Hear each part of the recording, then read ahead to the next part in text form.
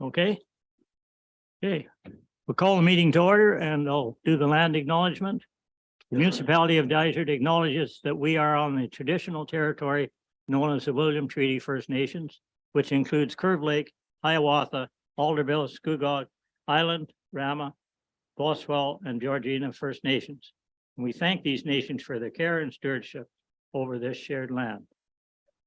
Could we have a resolution to adopt the agenda? Yep. Be it resolved that the agenda for the regular meeting of the Council of the Municipality of Dysart et al. Held on July 25th be approved as presented. Moved by Nancy, seconded by Pat. All in favor?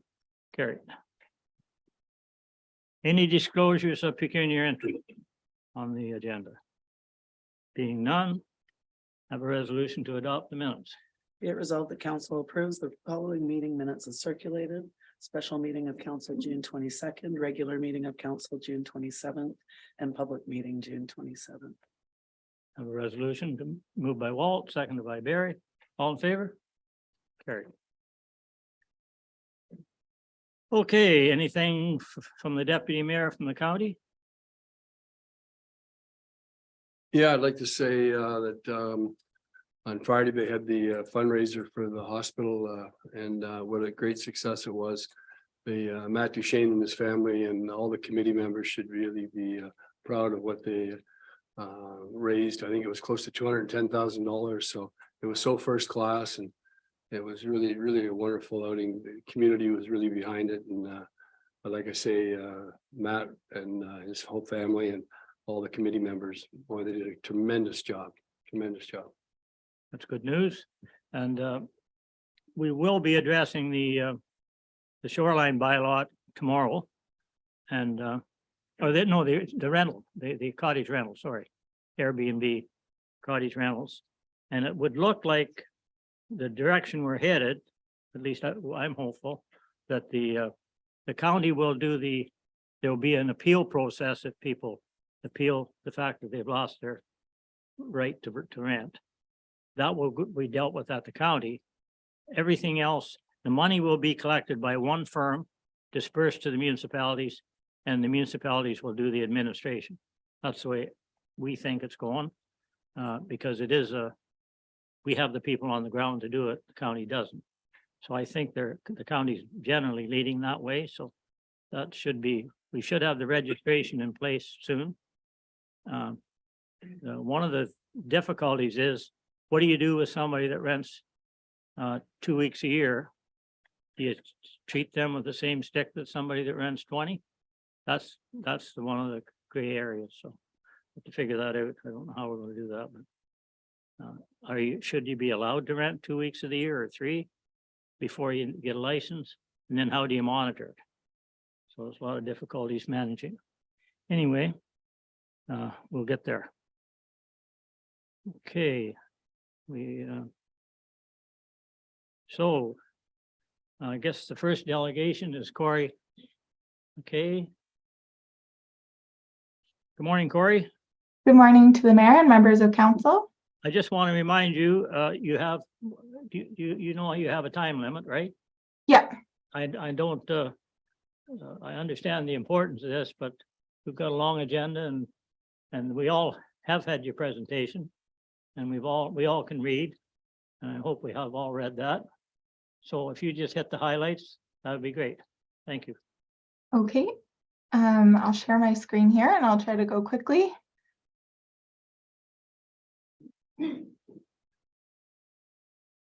Okay. So thanks for having me here today. The Haliburton County Community Climate Action Plan was approved by Haliburton County Council on June 28th. So to go over this quickly, climate change refers to long-term shifts in temperature and weather patterns. We've already seen about 1.1 degrees of global average temperature rise since pre-industrial times. So we're already experiencing the impacts of climate change, and therefore we have to adapt. However, we can still avoid the worst impacts of climate change if we mitigate, which means to reduce the greenhouse gas emissions that are causing climate change. So climate change is a global issue that makes most sense to address at a local level.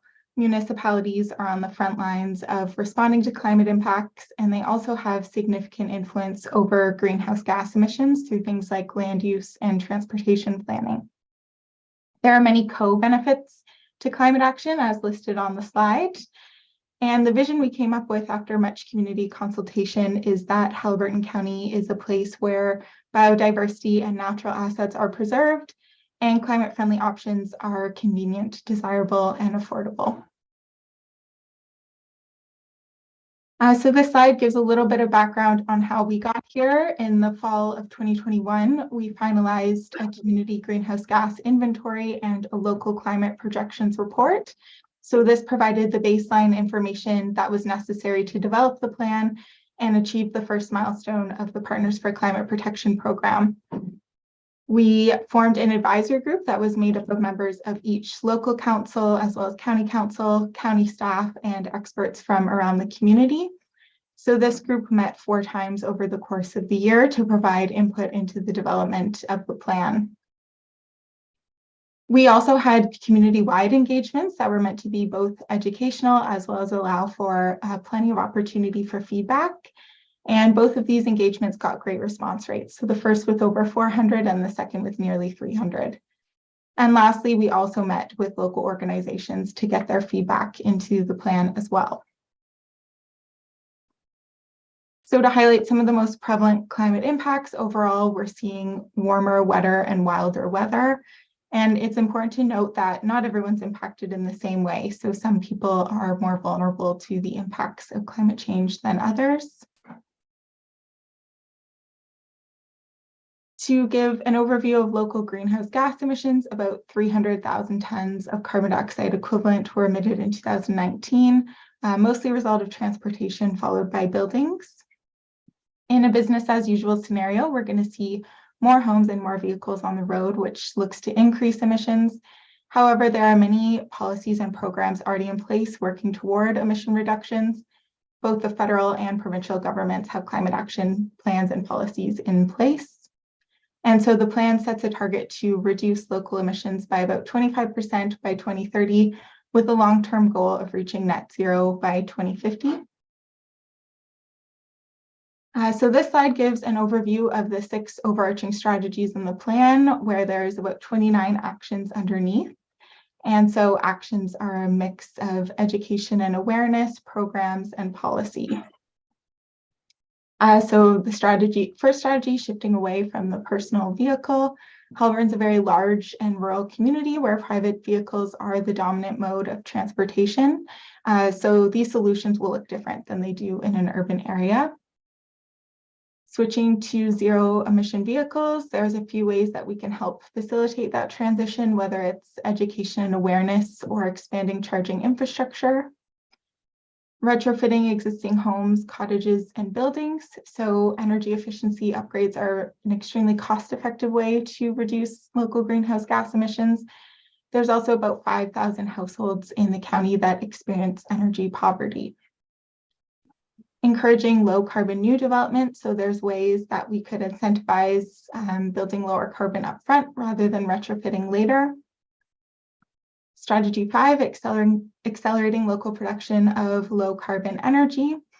So locally produced energy can provide greater resilience against power outages and provide energy independence and security against rising energy prices. And lastly, protecting our natural assets that contribute to both mitigation as well as adaptation. So as we move towards implementation, the plan will be most successful if we collaborate and partner with other organizations in the community as well as the private sector, as well as leveraging funding opportunities for some of the larger scale actions. It will be important to build a culture of climate action across the community, as well as look at those actions that overlap with strategies in some of our other plans, such as our economic development strategy. It will be important to report on progress of the plan annually, as well as re-inventory our emissions about every 5 years. Additionally, we're looking to re-establish the advisory group as an implementation group, so we are looking for representation from Dysart. So I'll end the presentation there, and I'm happy to answer any questions that council might have. Well, I have a question. How are you going to measure? Like I know you have certain tools to measure, but why is because Halliburton County's got so many trees, lakes, very few vehicles, why are we not carbon neutral now?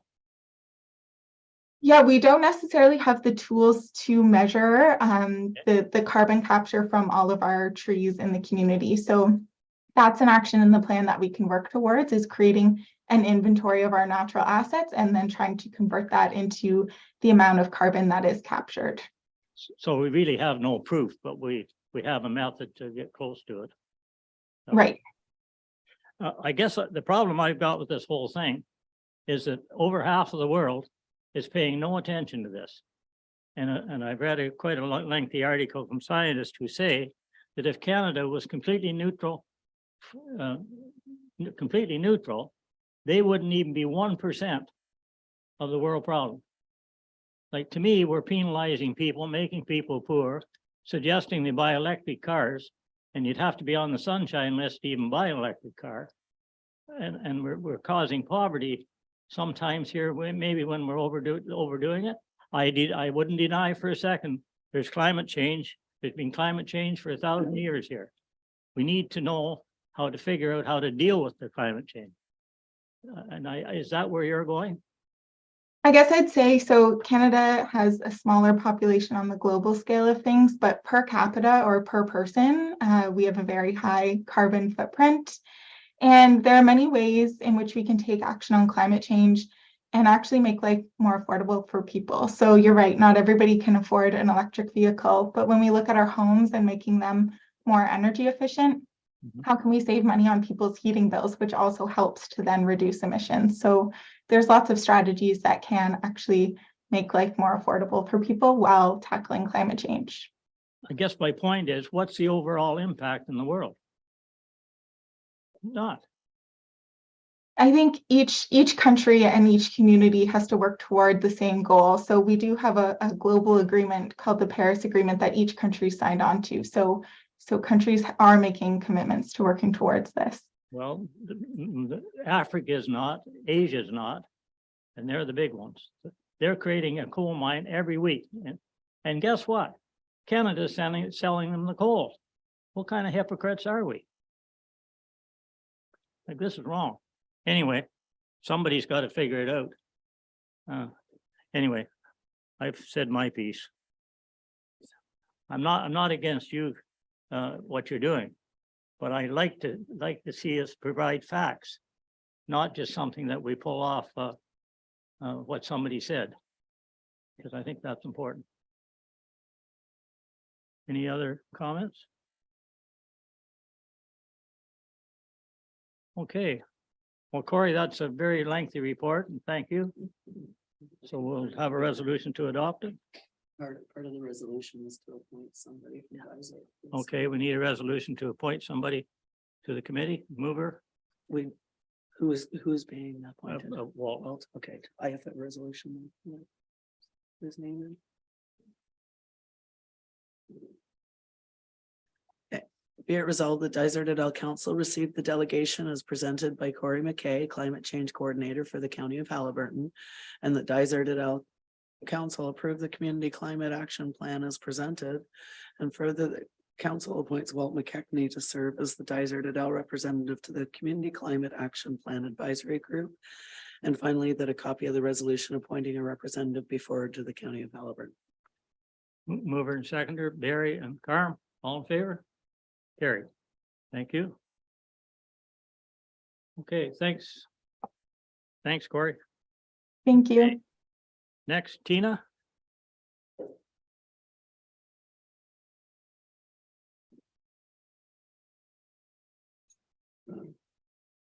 Hi, how are you, Nancy?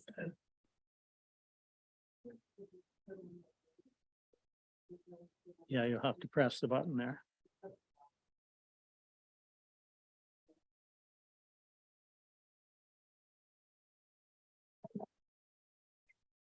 Good morning, Mayor and members of Council. My name is Tina Jackson. I am with Central Food Network. I'm the executive director. I am joined today by Nancy Wright Laking. She is the chair of our board of directors, currently in her 3rd term. Our slide, are we able to call up our slide presentation?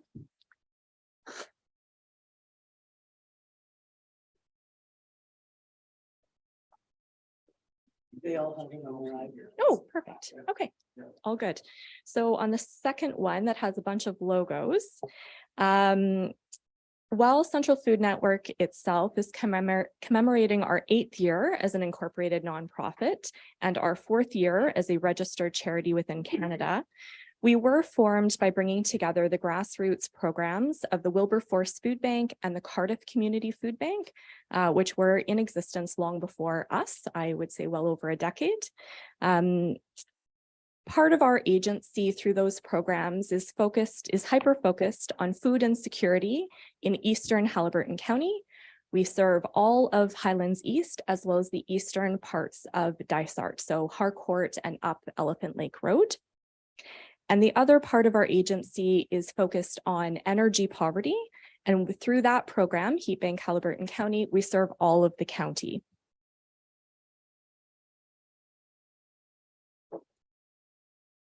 So while our volunteer list is actually close to about 70 people, you'll see in the top photo that you have there, it's a photo of our leadership team, which is our board, our staff, and our lead volunteers. We were just missing one of our current board members in that picture. Our agency has one full-time employee, Tina, who is our ED, as well as one program staff, Rachel Gillooly, who is full-time during the winter months and part-time during the summer. Our food banks are both managed by volunteers, Ken Mott in our Wilberforce Food Bank and Cam McKenzie in Cardiff. So we currently have a 5-member board that is structured much like the council of the municipality. The board makes policy and strategy direction, and our volunteers help to provide the programs and ensure that we satisfy our mandate. The current board has been very busy reviewing strategic plan and have in the last year focused on our fundraising needs.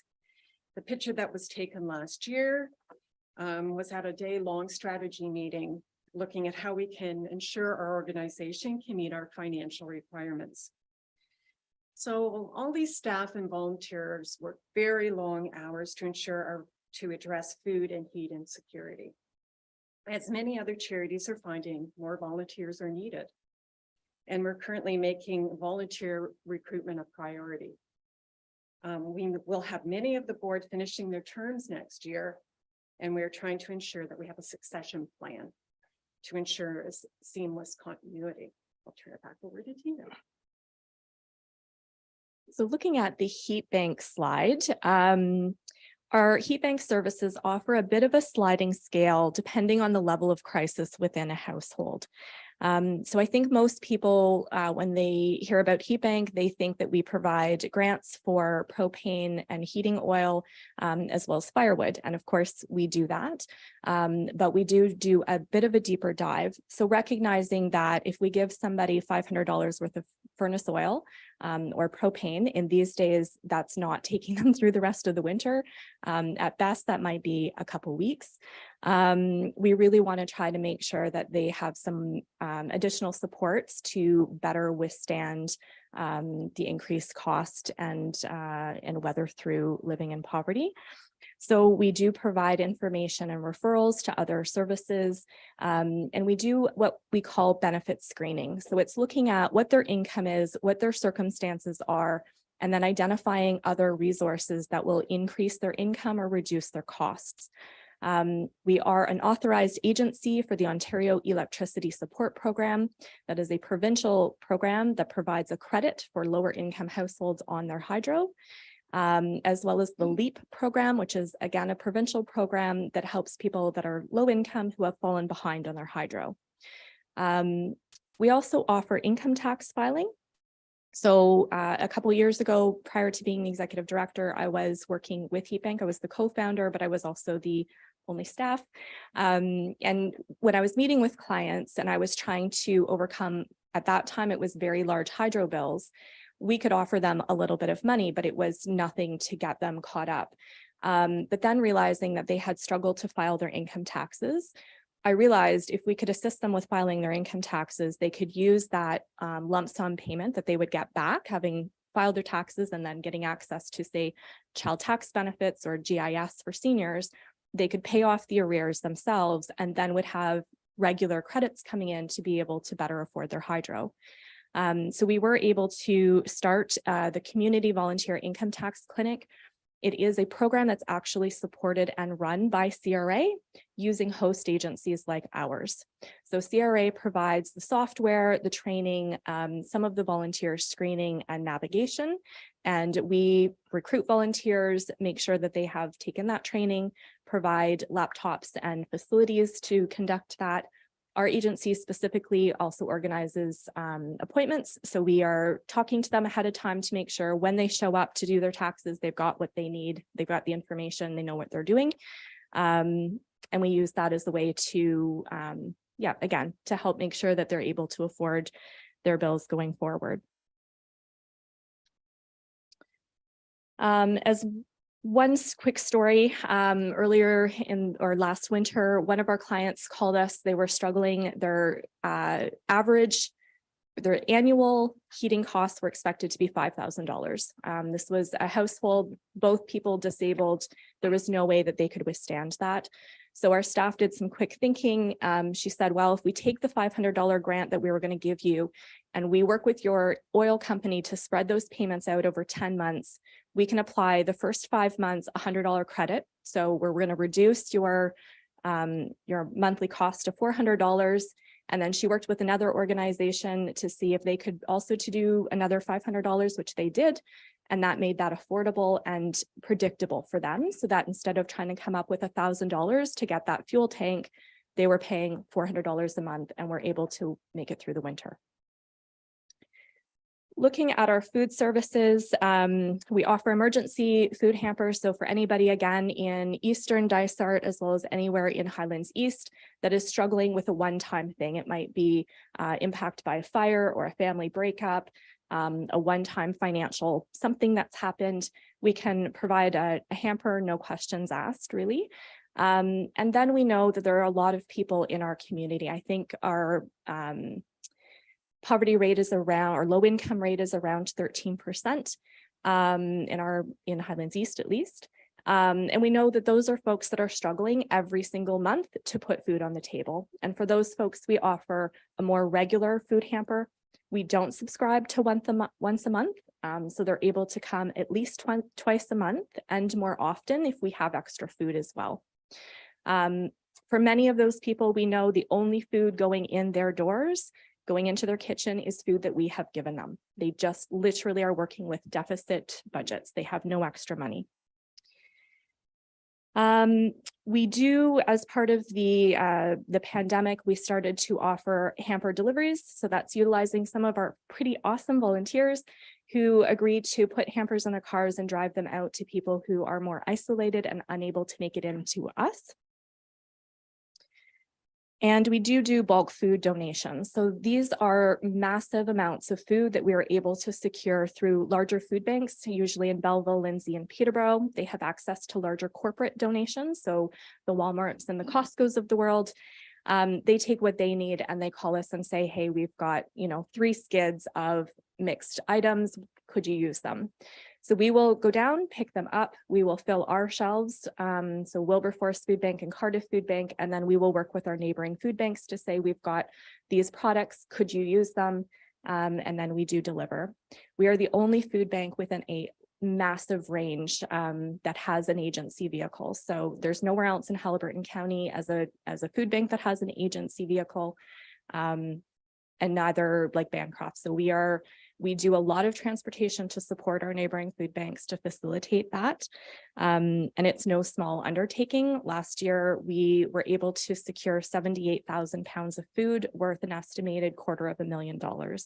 It is large amounts of food.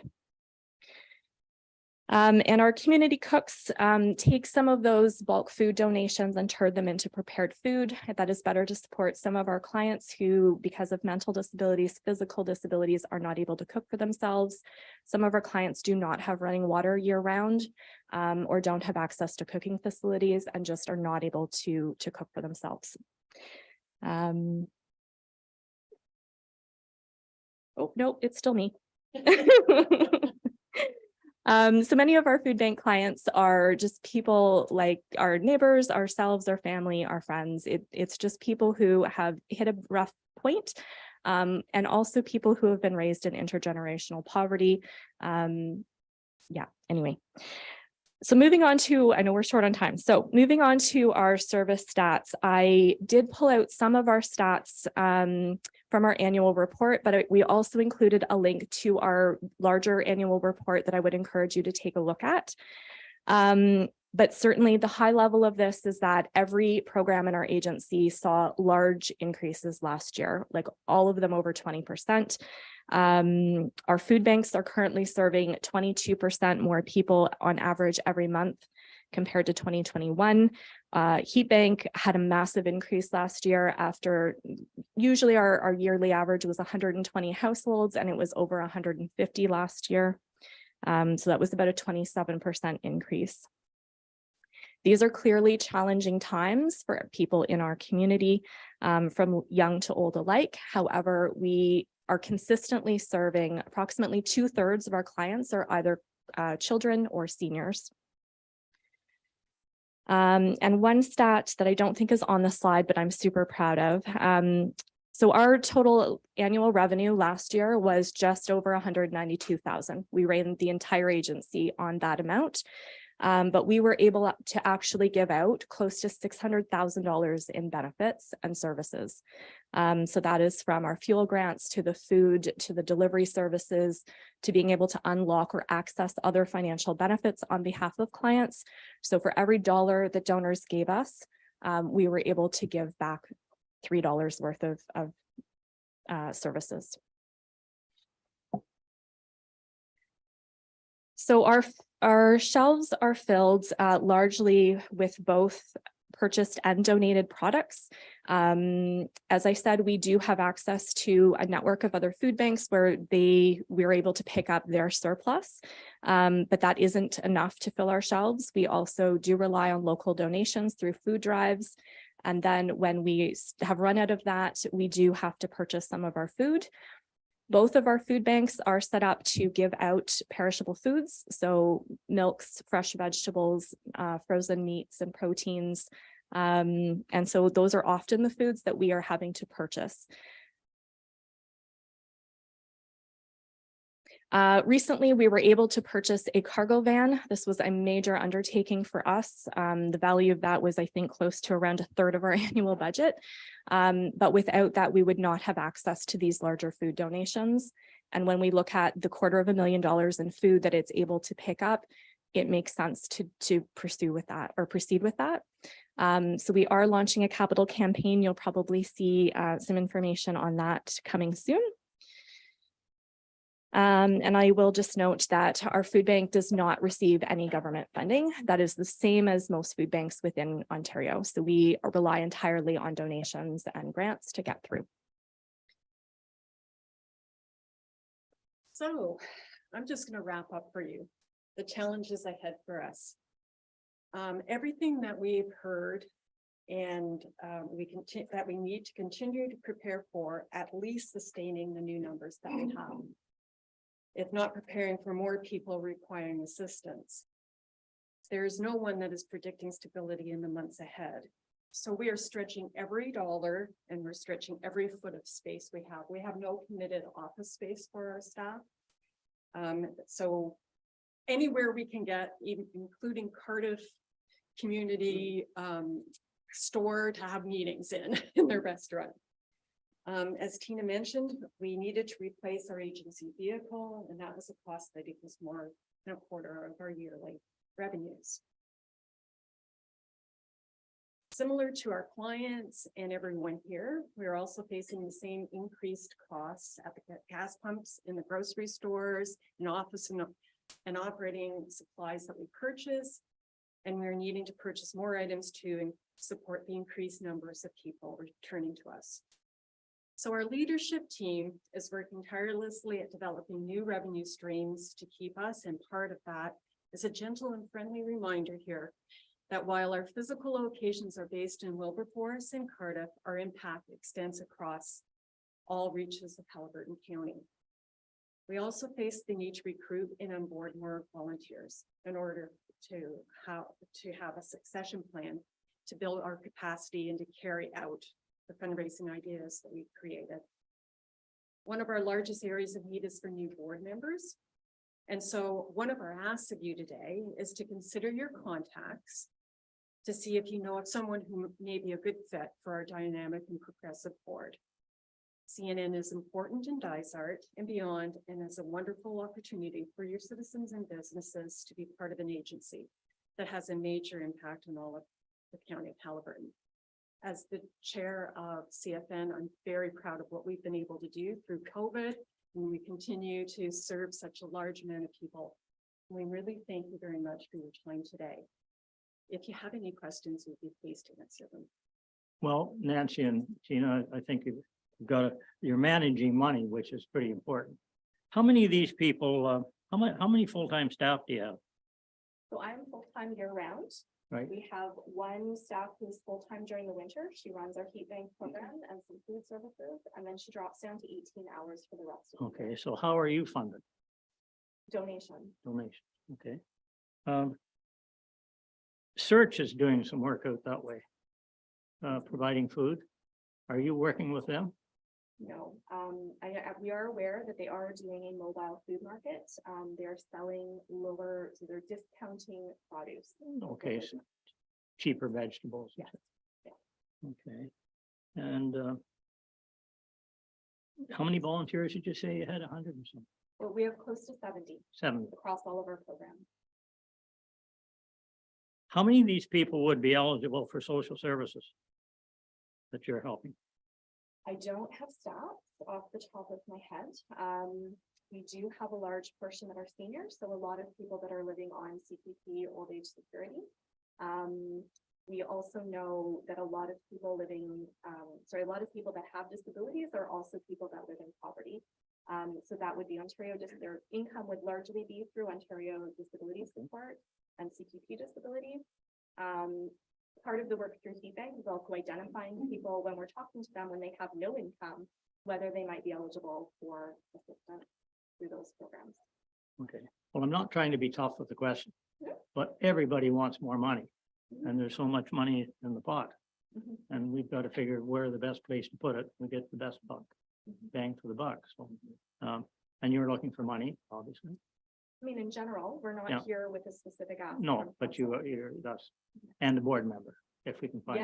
Yes, if you have contacts that you think would be a good fit, for sure. Good. Okay, any questions, Pat? Yeah, number one, thanks for doing what you do. It's a lot of effort and a lot of care, and a lot of time and everything else. You might have mentioned it already, but I had two things. Have you guys seen a massive increase since COVID between carbon tax and inflation / interest rates going up, of the gap getting bigger? How much do you think that would have increased in the last 2 years? Well, so just for our food bank services alone, last year went up 22%. What I will note is that we had an interesting, like 2020, we saw a big increase. And then 2021, we saw a bit of a dip. And we believe that a lot of that was because of financial benefits like CERB. And I would say that when people had financial benefits coming in, that alleviated some of the carbon, like some of the other increased cost, and they weren't turning to us. So I think that really kind of supports when people have enough money to make ends meet. They don't want to walk through our doors. It is hugely, it takes a lot of setting aside your pride to go to somebody and say, I cannot afford my basic needs and I need your help. So moving forward, I'm gonna imagine it's gonna be worse the next year at least anyways from Yes. the political climate we're in right now. Number two, it mentioned in your slides here of food rescue. Was it food rescue? Can you explain? Did you mention that? Well, kind of, but I didn't use those terms. Sorry. So that's okay. Food rescue, it's a great question, is surplus food from larger businesses and grocery stores that otherwise is going to go to waste. So for instance, Foodland and Bancroft contributes about every 2 weeks. They'll call us and they'll say, we've got stuff that is just about to hit its best before. We can't sell it fast enough. Would you like it?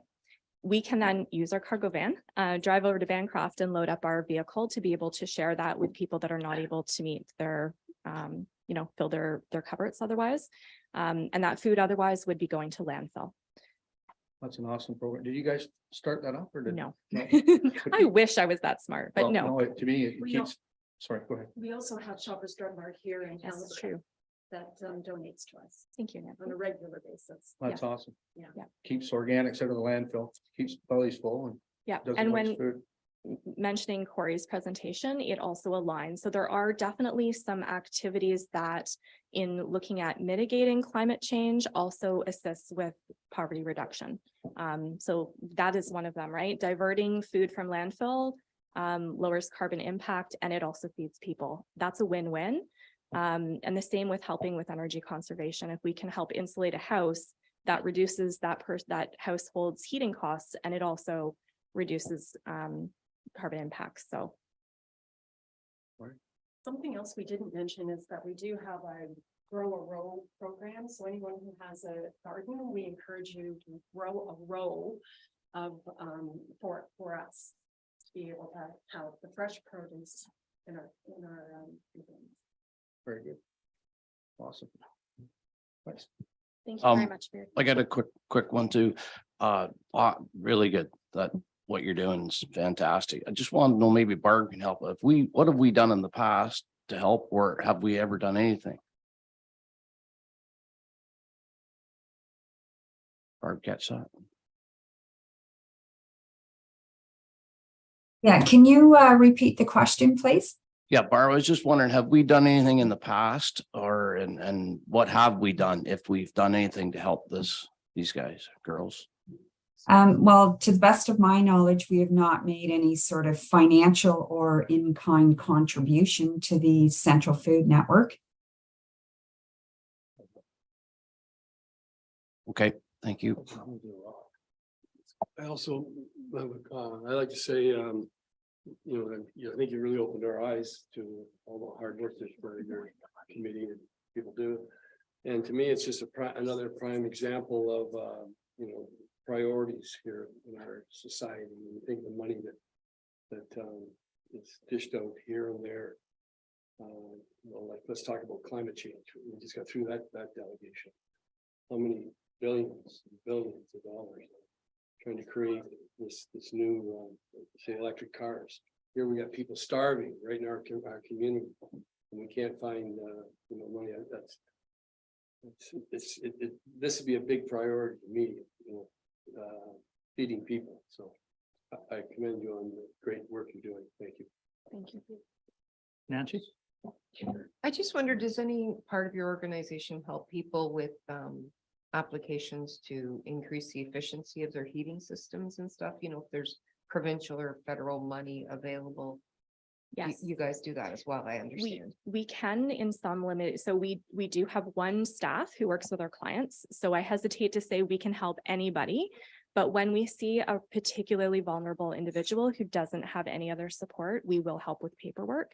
But absolutely, we help identify programs, particularly the Kawartha Haliburton Renovates program, which offers I think last year it was $20,000 as a forgivable loan for lower income homeowners to improve their heating system or other critical repairs. That is something we absolutely identify and help people know how to apply for. Okay, any other questions? Okay, thank you very much, lady. Thank you. Thank you very much. Resolution? Yeah. Should we discuss maybe making some type of a contribution? Yeah, we will discuss it. We'll talk to Barb when she comes on. Okay. Okay, Be it resolved that council acknowledges receipt of the delegation from Tina Jackson and Nancy Wright Laking on behalf of the Central Food Network detailing CFN services and annual report statistics. Mover and seconder. Nancy and Pat, all in favor? Carried. Okay. Okay. CFN. Are they coming on? No, they're going to be here in person? That's CFN. Okay. ATIP coordinator. Apple trees.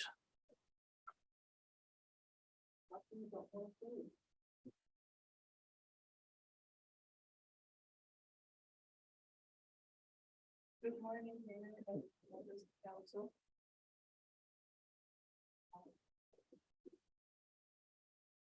My name is Luba Cardio.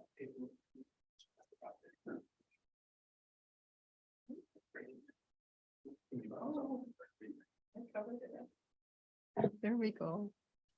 Good morning. My name is Luba Cargill. I'm from Halliburton and I'm here. I'm a volunteer working with the Apple Tree Project. Now, I'm grateful for the opportunity to be able to speak to you about apples.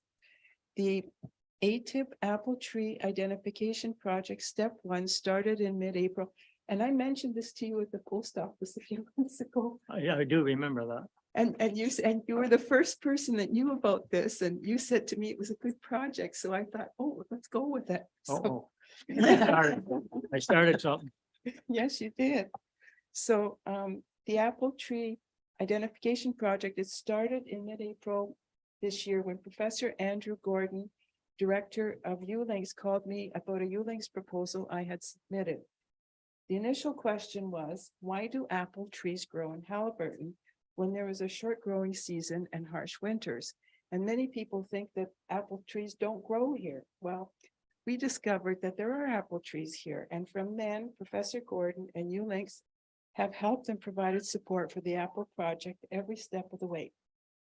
The ultimate goal is to increase food security and to achieve an apple industry in Halliburton. Apples have a long history. Steve Hill, curator of the Halliburton County Museum, he provided these posters. This one is from 1907, and this one is from 1892, and it's a Halliburton Agricultural Fall Fair posters. And in 1892, here it mentions crab apples, and by 1907, on the prize list right here, it mentions apples, 4 varieties, 3 of each on a plate. So there must have been a lot of apples here to have been mentioned on the lists for the agricultural fairs. Okay. And these trees are everywhere we found. So we launched an apple blossom tour program thinking that we could find apple trees if we looked for the flowers, the blossoms. And we found apple trees at Abbey Gardens, Halliburton Forest, Halliburton Highlands Land Trust, Barnum Creek Nature Reserves, or Sam Ski Hill, just to name a few. And there are heritage apple tree orchards, and there are people that have caught on to the idea that apple trees do grow well here and are planting new orchards, which is very, very good to see. And there are a lot of apple orchards in overgrown forested areas that have been forgotten and neglected for a long time. And this is where ATIP comes in.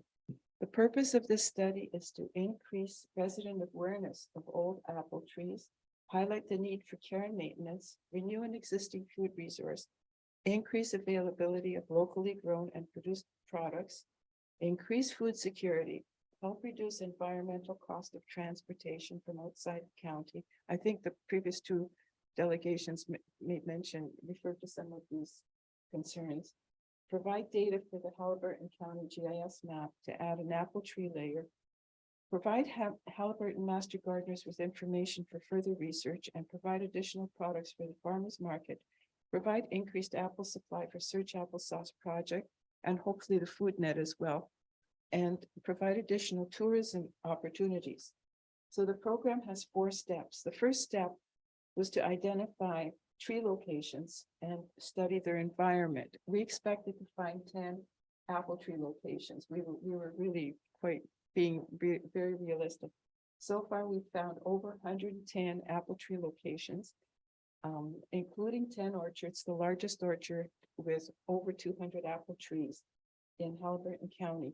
And I think we have 8 to 10 apple tree locations right in Halliburton Village that we found that we put on the map, and I think you have in your records a map. So, That's deer feed, by the way. oh, it is, yeah, we have to share with the deer for sure, and in some places with the bears too. Master Gardener said, well, you know, it's a food source, they'll only eat up to this height and we'll take the rest. So we'll just need longer ladders, I guess. Now, as this has been submitted, a project has been submitted to ULinks. And we have a program research student, Carmen Gallia, who's working with me. And we are going to identify the trees and research the environment with the permission of the apple trees owners. So that's the first step, to identify where all these trees are and find their environment.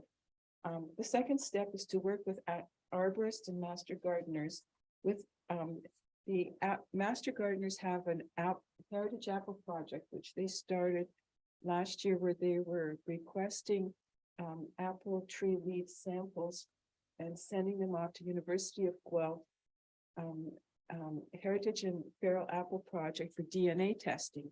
So last year they were doing individual apple tree testing, DNA testing, and this year they were just doing testing for orchards, and we don't know if this DNA testing program will continue or not, or it's going to be the end of it. So at least some of the local trees are getting DNA tested, and the information about that is on the Master Gardeners website.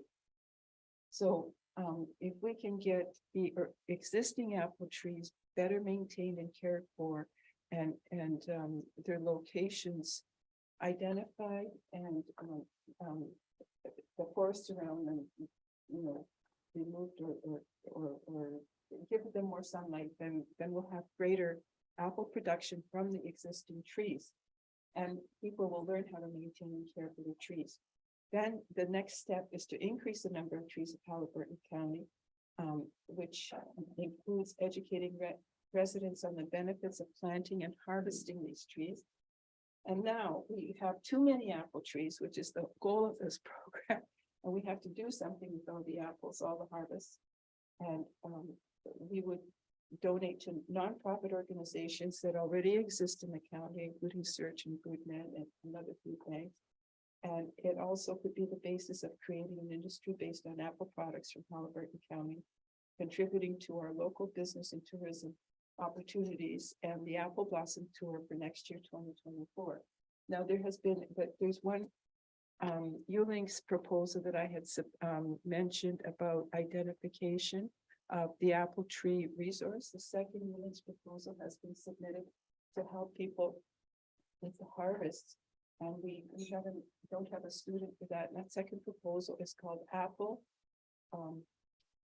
Preparation, Processing, Preservation Practices of the Past. So we call it AP5. So in the past, people didn't have electricity. They didn't have fridges, but they all had apples and fruit year round. So we want to learn how to do that, and then we can share it with our local apple tree owners and people that have apple trees in their backyard and say, here's what you can do, and get involved in the apple industry. So I'm here asking for three things. I'm asking for a letter of support from Dysart et al. Municipality for that MUTIC program, and for asking for Dysart et al. As a municipality and as apple tree owners. You have all sorts of apple trees, beautiful apple trees run by the library all over, to identify the apple trees on municipal property and refer the locations to ATIP for further study by ULinks and Master Gardeners. And the process, it was suggested to me that the process of identification by municipal staff could be conducted through a memo to parks staff to note any apple trees on municipal property as they are conducting routine maintenance on municipal lands, so as not to impose an additional burden on the department. And for council to commit, and also for council to commit planting more apple trees when appropriate when new landscaping needs arise in areas where apple trees would be appropriate. If a new tree is going to be planted for aesthetic purposes by the county, for example, it may as well aid in feeding the community. And for council to help increase local self-sufficiency by allowing community groups to pick apples from the identified trees on municipal land for use by local nonprofit organizations such as Search Applesauce Project and FoodNet. And the third ask, so that's a lot of homework That is. for the municipality, but we have to ask because. Oh, I know everybody asks. The resource. It's easy for people to ask, trust me. Well, it hurts me to see the apples falling on the Yeah, ground well- and then having to be thrown out in the compost when people are going hungry. It's a Yeah, total you're right. disconnect for me. So, and the third ask is for council to participate in the Apple Blossom Tour 2024 during the long weekend in May, allowing identified apple tree locations on municipal properties to be mapped and promoted so that residents and tourists can enjoy the apple blossoms and be aware of this wonderful resource, renewable resource that we have that has been ignored for decades. And by becoming involved in this initiative, Dysart and municipality will set an example and provide important leadership for the ATIP program with beneficial results for the municipality and its residents while fostering the beginning of an apple tree industry in Haliburton County. And I would be happy to answer some questions. I think you've covered it pretty well. Murray. I was just gonna say with the apple tree at down by the library, we do donate the apples to the applesauce program we have for several years now.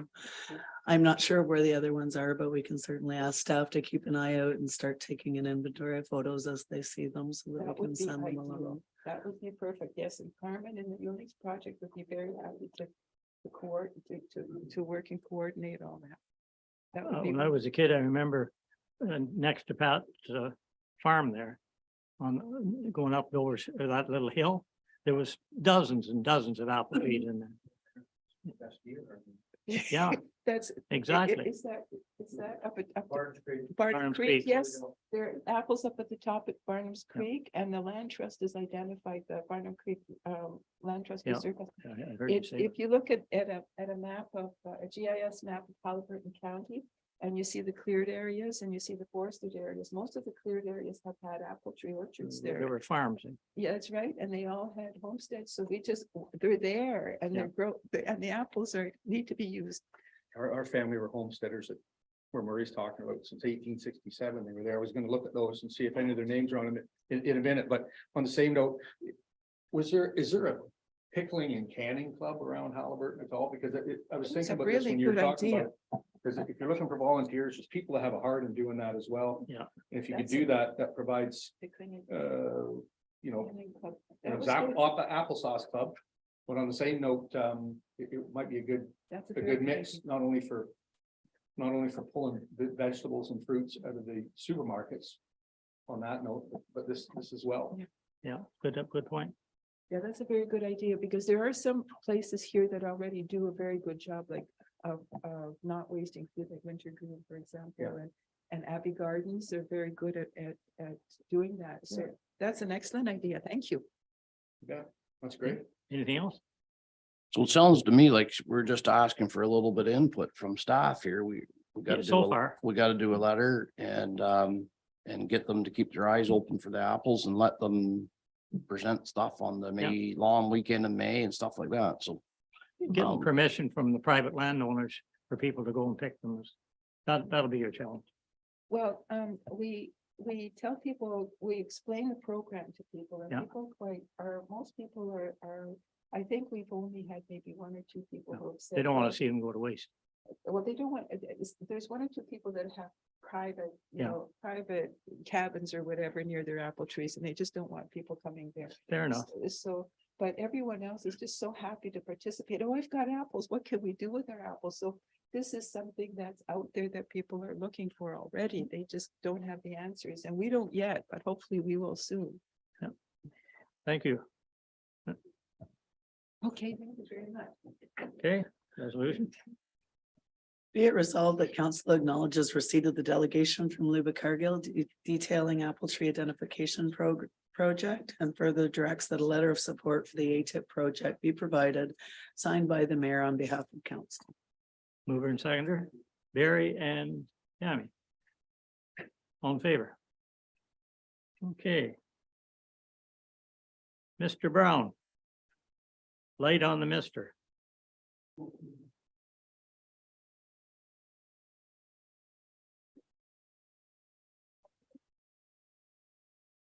Bring Rob in.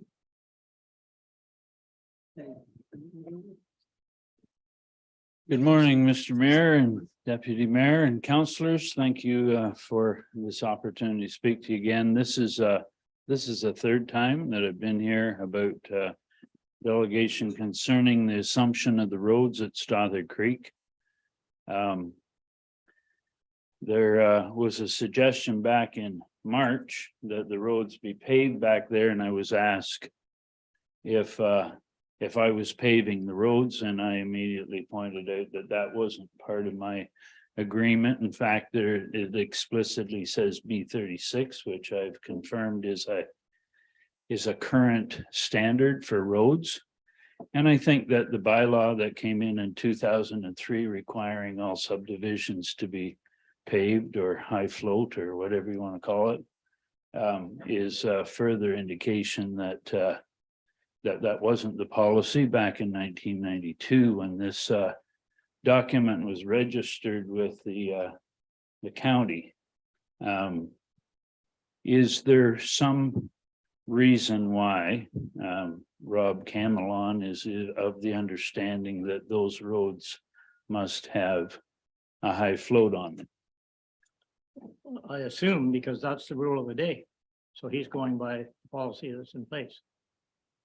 Well, then I need some direction from council to clarify in Mr.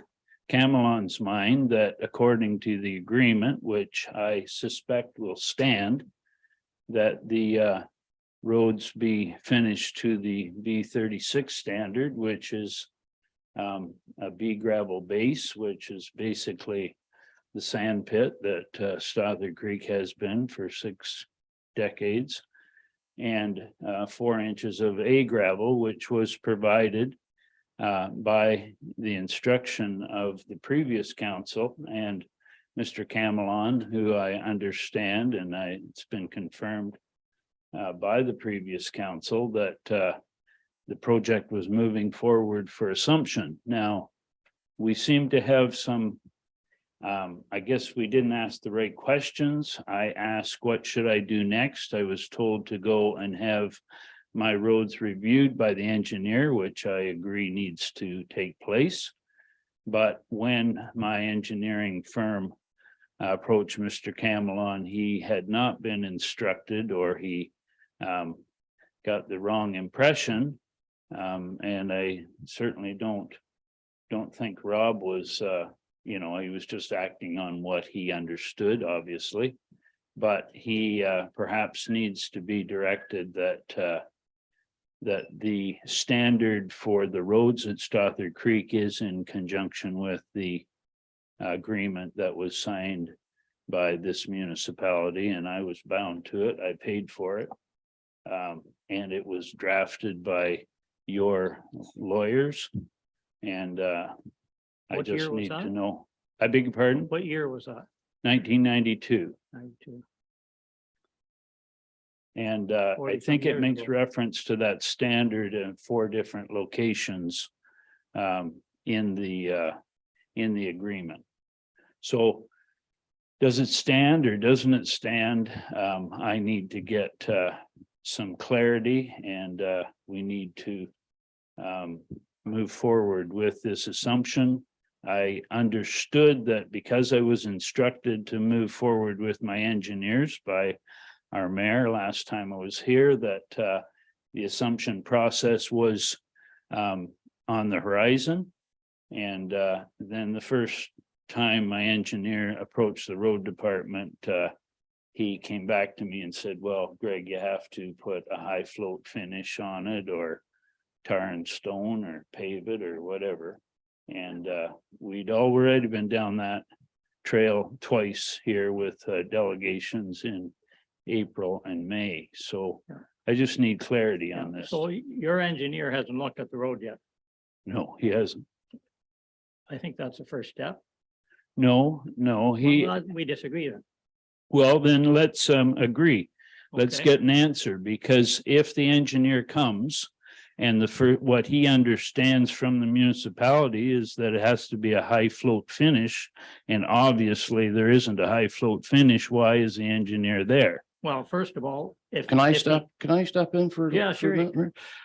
So Greg, so what Yeah. you're saying is that hasn't been, regardless of who's gonna pave it, whether it be you or the municipality or nobody, Right, we still don't know if it's ready for pavement. Is that correct? that is correct, that it's not ready for pavement because it hasn't been reviewed but it is up, was it brought up to the standard, this B36 thing. And that's why I was gonna have my engineer there. So we don't know if it's been brought up to B36 standards then. That's right, because your engineer hasn't reviewed it either. I have to do it first and then Yeah. you guys get, So regardless of that, so really we're sitting here, we're going around and around again. We're not. At this point, to me, it doesn't matter who's paving it or if it is paved. We still gotta know, like, you're not gonna pay to get it paved if it's not up to that standard. Why would you? And we would certainly wouldn't pave it if it's not up to that standard. So I kind of disagree with what you're saying there. I think we need to know, has it met that standard at this point? And we don't know that. So I think we need to know that before any decisions can be made on whether it's paved at all or who pays for it.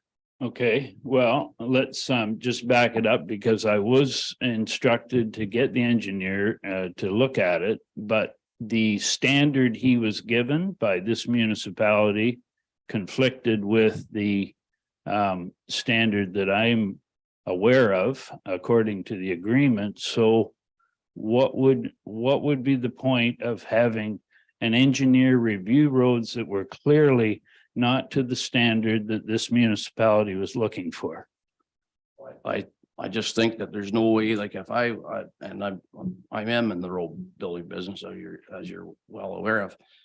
So I wouldn't think of paving a road until I was absolutely 100% sure that those standards underneath that pavement were at a certain level. So I don't think we can, I wouldn't be comfortable saying we were going to assume anything without knowing that those standards have been met. Maybe I'm wrong, but Nancy. Are we willing to assume the road if it is brought up to the standard that the agreement was signed on? That's the question. What are Very you gonna good do one. for everybody else? Because we made other people surface it. I believe. It's. I guess the issue, Greg, and I'd like to put this to bed, like, we don't need you coming in here every month. I don't need to be wasting your time. No, people. I understand that. The problem is here, it wouldn't matter if the road is to standard according to your engineer. When the decision comes, can we give you some relief? Maybe, on it, but if we don't, and it's not to standard, it doesn't matter. We're not, What about the drainage? The what drainage type is of part of relief are you talking about? I'm talking about bringing it to the Beast 36 and all the engineers agreeing that it's to that standard. Nancy's question was a good one. If I bring it to the B36 standard, will the council agree to assume the road, whether it's paved now or later by whomever? Will they agree to assume the road as was the direction of the previous council when I spent $100,000 to get it to the B36 standard? But Greg, you're no different than every other developer in this municipality. That's true, You but build- you build I've roads, been you here bring the maybe standard. longer. Oh, yeah, And you have signed the agreement, Murray. I don't care who signed it. Somebody has to sign it. And I happen to be the chair, so I signed. Quite frankly, there isn't a developer that's taken as long to develop their subdivision as you have. That's why you get caught in these timeframes with bylaws changing. It's time, like it's, what, you're 20, pretty near 30 years. It's over 30 years. 30 It's years. 31 I years. admire the way you're doing it. There's nothing wrong with that. But in the meantime, you get caught with policy changes. Well, I don't know that I'm caught. I Well, was you will be signed an informed. agreement and so did you. Yeah, And I don't know how you can, how the municipality can arbitrarily decide that can break the agreement without some kind of dialogue. I mean, I'm being told by my engineer that this municipality requires a high flow finish. Well, heck, why am I going to spend money on an engineer when I don't have the high flow in place? well, there's another misconception you have. You say you've spent 500,000 on taxes. No, I didn't say that. Well, somebody said that. I said that you will have accumulated that many taxes by the end of 2024, $500,000. Yeah. How but much not- of that do you think we keep in Dyson? I don't know, Murray, but you haven't spent a nickel on the property and I'm not complaining about that because We there's no are. reason to have spent the money, but it is in the municipal coffers. It's not in the municipal coffers. Why is that? Well, because 50% goes to the school board, 27% goes to county. Well, there hasn't been anybody living in there Well, for you need to 25 say years. The fire department wouldn't go in there, or they don't use the dump. Well, Come on. now, over the last 2 or 3 years, yes, but there hasn't been anybody living on the property to go in there. Oh. Again, just trying to find some common ground here in my own mind too. If we establish that the roads are worthy of somebody paving it or high floating it, to me is. The residential subdivision. Is a turning point here for, I think, everybody.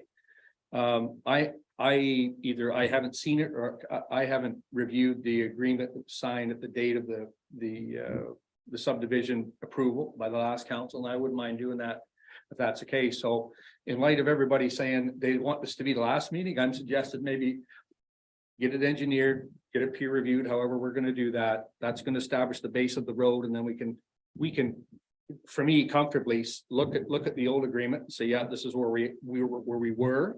This is where we are now, and see if there's a common ground we can get in the middle, because right now we're We're spinning at our opposite tires. ends of the scale here. Yeah. Does that sound reasonable? Okay, Well, if I don't know how you break an agreement. I mean, I wouldn't expect to break the agreement without No. getting in a lot of. Craig, crap, I don't you think know? any agreement's been broke. No, we're sitting here saying to you that, we may give some relief, we may not give some relief, no answers. But first of all, the agreement hasn't been reached because we don't know if it's up to those standards. Okay, But All right. he's referring to the original agreement that he signed for the assumption of the roads when they were brought up to a certain standard in the subdivision agreement. So what is our standard right now, Rob, for assumption of roads in subdivisions?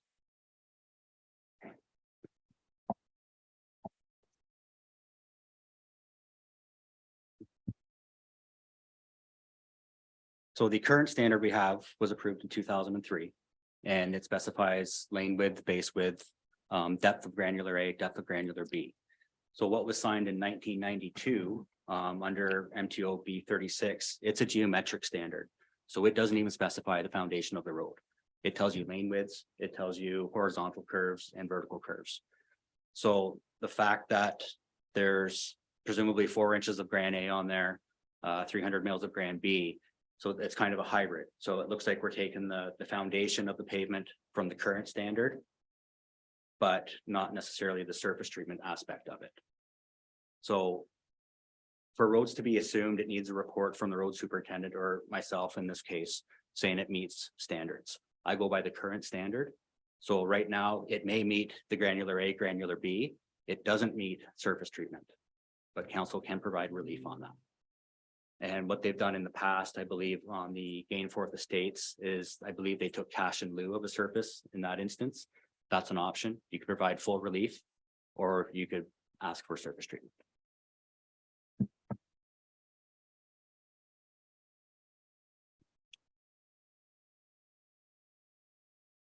So if we don't require a surface treatment, he just has to get the engineer to say what is standard net in your current granular A, granular B. They go strictly by Sheet. B36. There is no granular A, granular B requirement. It's excuse me, Rob, I think that's incorrect. I've read the documents from MTO Okay, and it says 100 millimeters of A. And I'm just forgetting what it says about B, but I talked to North Bay and Mr. Wong, I think his name was. Very was very clear that that's still a current standard. And it does indicate A and B. I agree. I don't see where it's been rescinded. Okay. But what I'm seeing here is a geometric standard and the subject is a geometric design standards for municipal roads. So I'm not seeing where the Grand A depth is specified here. If you want to show me, I mean, maybe I've missed it. I've been looking through it feverishly today, but I don't see it. Well, I guess I would like to know if the municipality is going to stand behind the agreement that's in place. As far as moving forward and the paving or high float, whatever, that's still out there. There is certainly money in the coffers to do so, that kind of thing, but maybe. So are you going to expect that in phase B too? Same thing in the same agreement? Absolutely. Well, I think we may end up with a problem there then. Because you haven't got any lots in there yet. even I'm, though- I'm not asking for the assumption of. No, of but you're going to be. Yes. Yeah, Okay, well, I think we've. but that's all part of the same agreement, Yeah. Murray. Why wouldn't it be the same? Well, I guess it would. We'll probably get a legal opinion on this as well. That's fine. Fine. Well, I mean, whatever's legal is. yeah, it's legal. Fair, Yeah, it's you know. fair, yeah. Just one final note that does come into play here is back in 2015, that road was pulverized. So we took the surface treatment off of that road, reverted it back to gravel. And that was strictly because it was at the end of service life. We couldn't maintain it. We couldn't afford to repave it. So we put it back to gravel. That road is currently scheduled to have a surface treatment applied in 2025. So council might want to consider that because even if there's a phase 2 going on in there, you may want to postpone that surfacing. I would hope by 2025 that phase 2 would be brought to the B36 standard. Okay, Thank you. thank you. So just to reiterate, what I need clarity on is, I guess, will the council agree to support the B36 standard? And if not, I need to know that. Because there's no point in me bringing in an engineer without the high float on it, is there? Why would you have somebody there if the cow's still half dead, you know?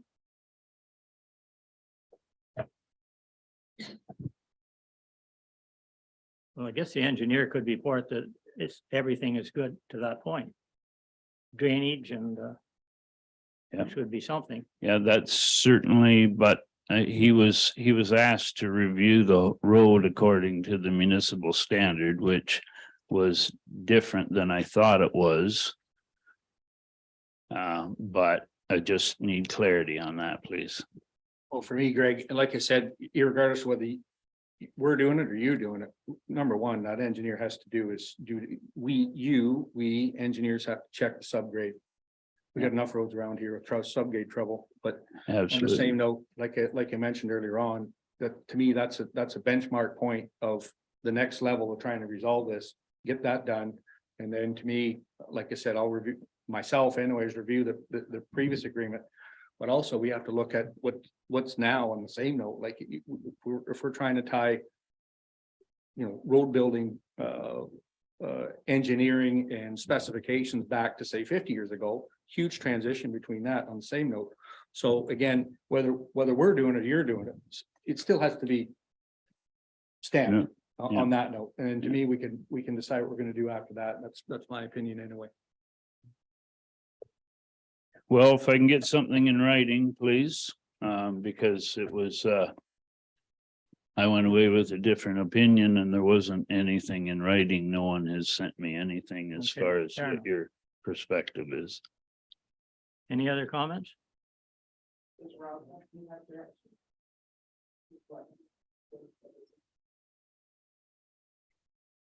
Yeah, so this process started out with a review of the floodplain delineation report in the subdivision. And this was a question that kind of came out of that. So they were looking at part A, this became part B. So, I mean, at the end of the day, I can't grant relief from that policy, and so council can do what they see fit here. They can grant relief, they can take cash in lieu, or they can apply the policy as it stands. Well, I guess we need some discussion on this and more. We got two or three options here. So, just because I've been coming back, and I'm sorry to be doing this, but I've been here 3 or 4 times this year since the new council came on, and 4 or 5 times actually. And I just I need to know what to do as far as getting the engineer involved. So we need to get a letter from council as soon as possible. I will re-engage him a 3rd time. I keep putting them off, but Well, I can promise you, you'll get a letter. all right. Appreciate it. Thanks.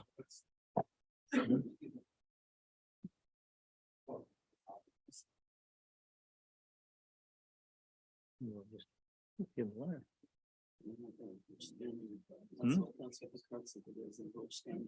Yeah, I know. Yep. Old or new? Old or new, yeah. Okay, resolution? Do you want me to take any action to? Can I, Murray, I'm a little bit confused now, so,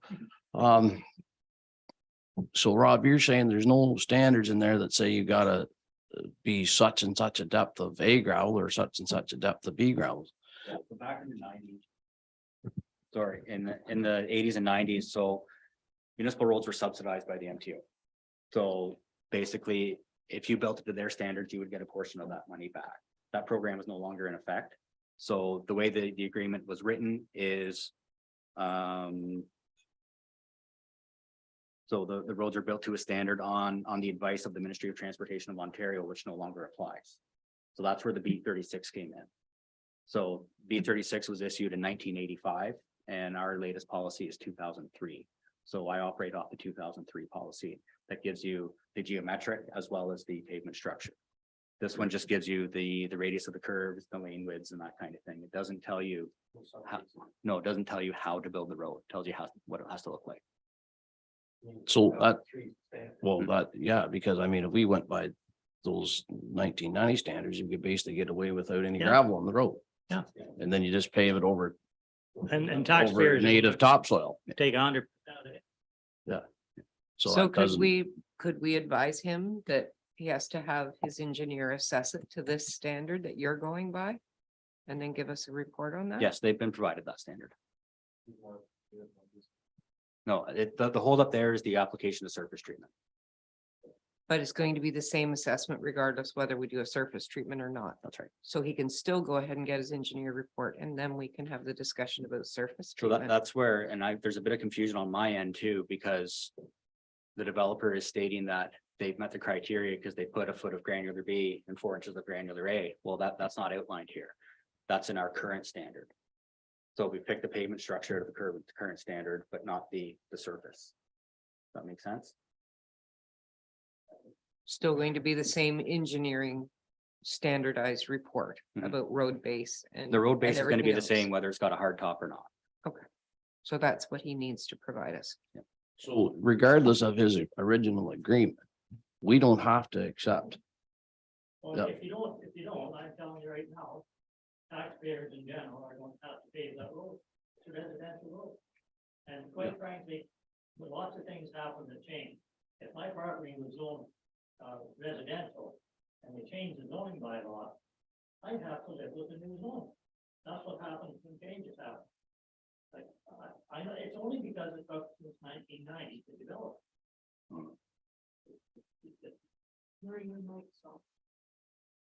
Well, maybe that's a good thing.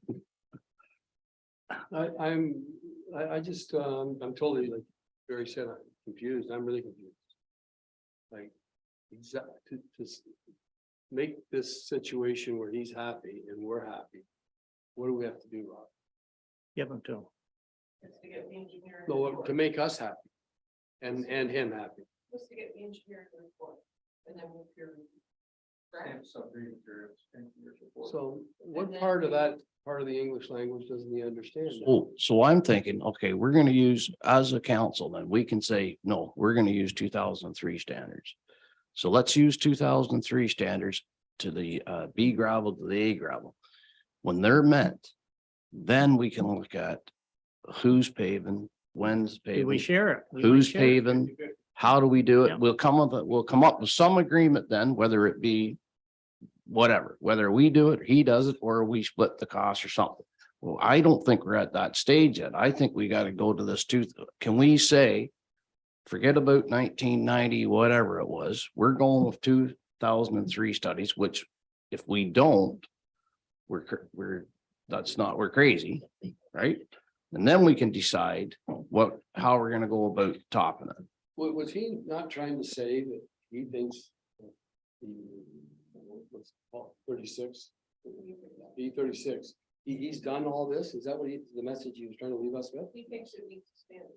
So he has the obligation to prove it by getting the engineer. But he didn't want to get the engineer, like, that's why I kept getting confused there. He thinks it's going to be a different standard regarding on the surface treatment, but it's not, it's going to be the same engineering assessment.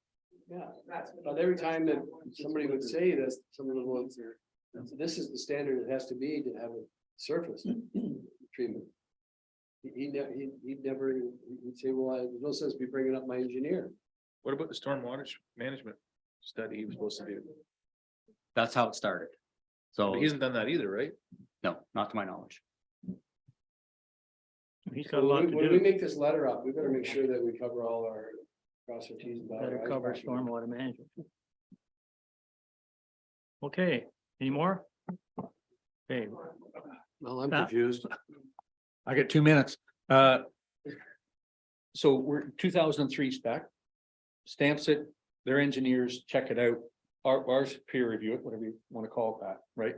So then, like I said, we come back here, have another chat about surface treatment, whether we're gonna bite off, say, it's me running my mouth off, 50-50 split, I'm or thinking- cash and lieu, because if this is gonna tie into his next development yet, which is farther down the road. We don't want to have more problems again.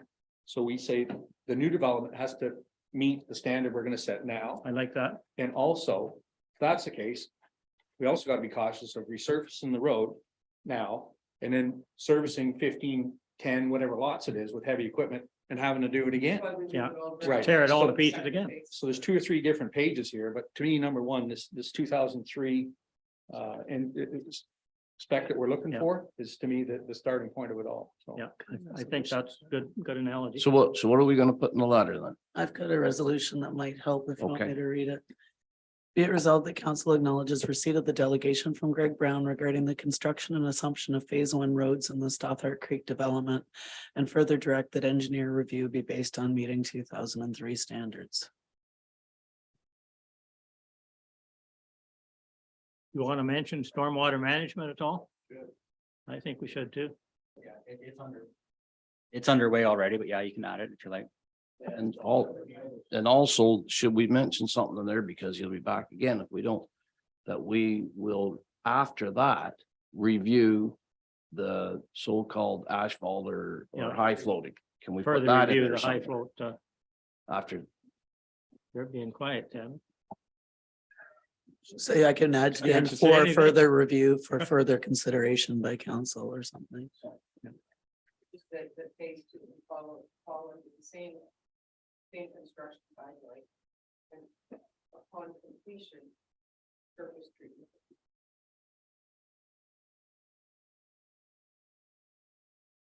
Or both phase 1 and 2.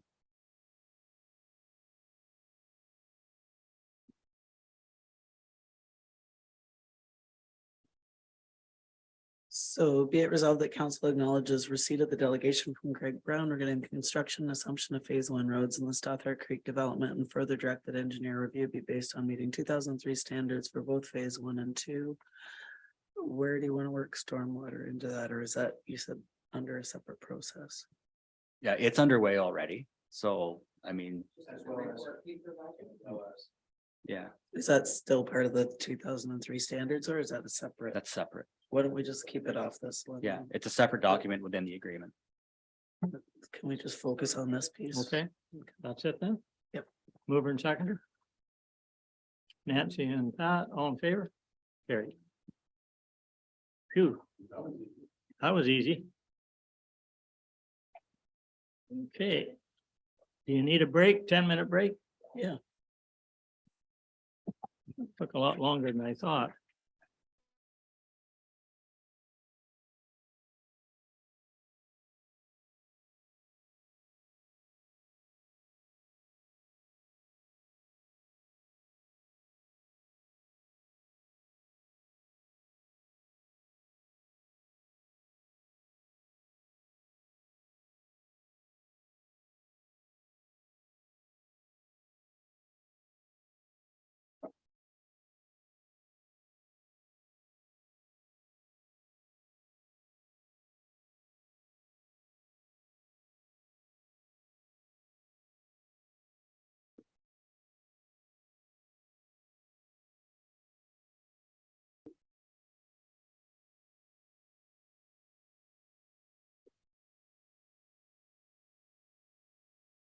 Okay.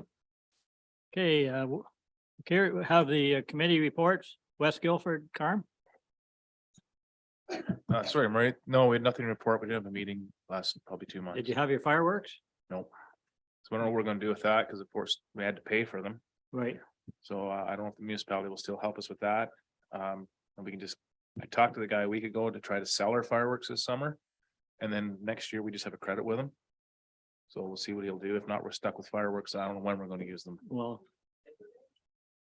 It just depends how many people are around. That's the biggest thing. We can do anything we want. It was just if we can get volunteers and. well, it'd be nice if you could, he'd take them back and give you a credit. Yeah, well, he's usually pretty good with this, so he said he might give us a credit and then we can just have that credit for next year, so Okay, we're working on that at this point. good. Thank you. Yeah. Rails End. Oh, I'm sorry, That's all right. Same thing. I don't have anything to report. but you had you can talk about Naomi, the opening. Oh, yeah, sure. So Nomi had, their open house on Saturday, which was, they had, 3 times the amount of people that they had registered. So that was really good. And, the people that went through it were quite impressed with what's going on over there. So, all is really good and they're moving forward rather, even though it's been 7 years, they're moving forward rather quickly now, on what she perceives that Nomi can be. So it's really, really good. Exciting for our court, for sure. Very exciting. Yeah. Thank you. Staff are also, they're building the privy right now. Have you seen them out there? Yeah, so that's going on out by the community center. Okay, Rails End. Rails End had their art in the park this weekend. It looked to be very, very busy. They had some quite nice weather. They had a lot of different activities and events during that. They have some outdoor sketching in the park, like one of the summer staffs are doing it on Tuesday afternoons. So there's quite a few people actually attending it. It's Good. very hit and miss, dependent on the torrential Tuesdays and the weather. I think they continue to work on their strategic plan. I unfortunately missed a couple meetings of that. And that's about it. Okay, resolution. Be it resolved, the council acknowledges receipt of the July 2023 Rails End Gallery and Art Center report. Mover and seconder. Nancy and Barry, all in favor? Carry. BIA, that, Not much there, Marie, you can get the agenda there from May, but just glaring now and we're getting closer to starting breaking down the paper. Understand from Rob, the fencing will be put up tomorrow. No, so what you need is here at the end of the week to start. So I just point out that when you do that, I would have thought you might think about waiting a week or two because you cut the water system off. And if we get dry weather, the grass will all die in the park. well, we can discuss that with Rob. Yeah. on that note. Yeah. For us, we can start anytime. Yeah. The activation side of it, Yeah, and like if that's just a small point. Yeah. That's good. Okay, move resolution. Be it resolved that council acknowledges receipt of the minutes from the May 30th, 2023 Downtown Halliburton BIA Board of Management meeting as information. Mover and seconder, Walt and Nancy, all in favor? Carried. Harvest Halliburton. Nothing there?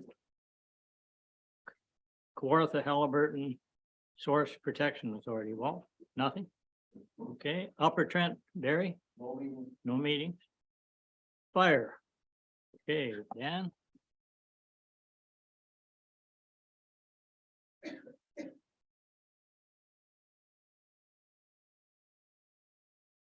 Dan coming in or?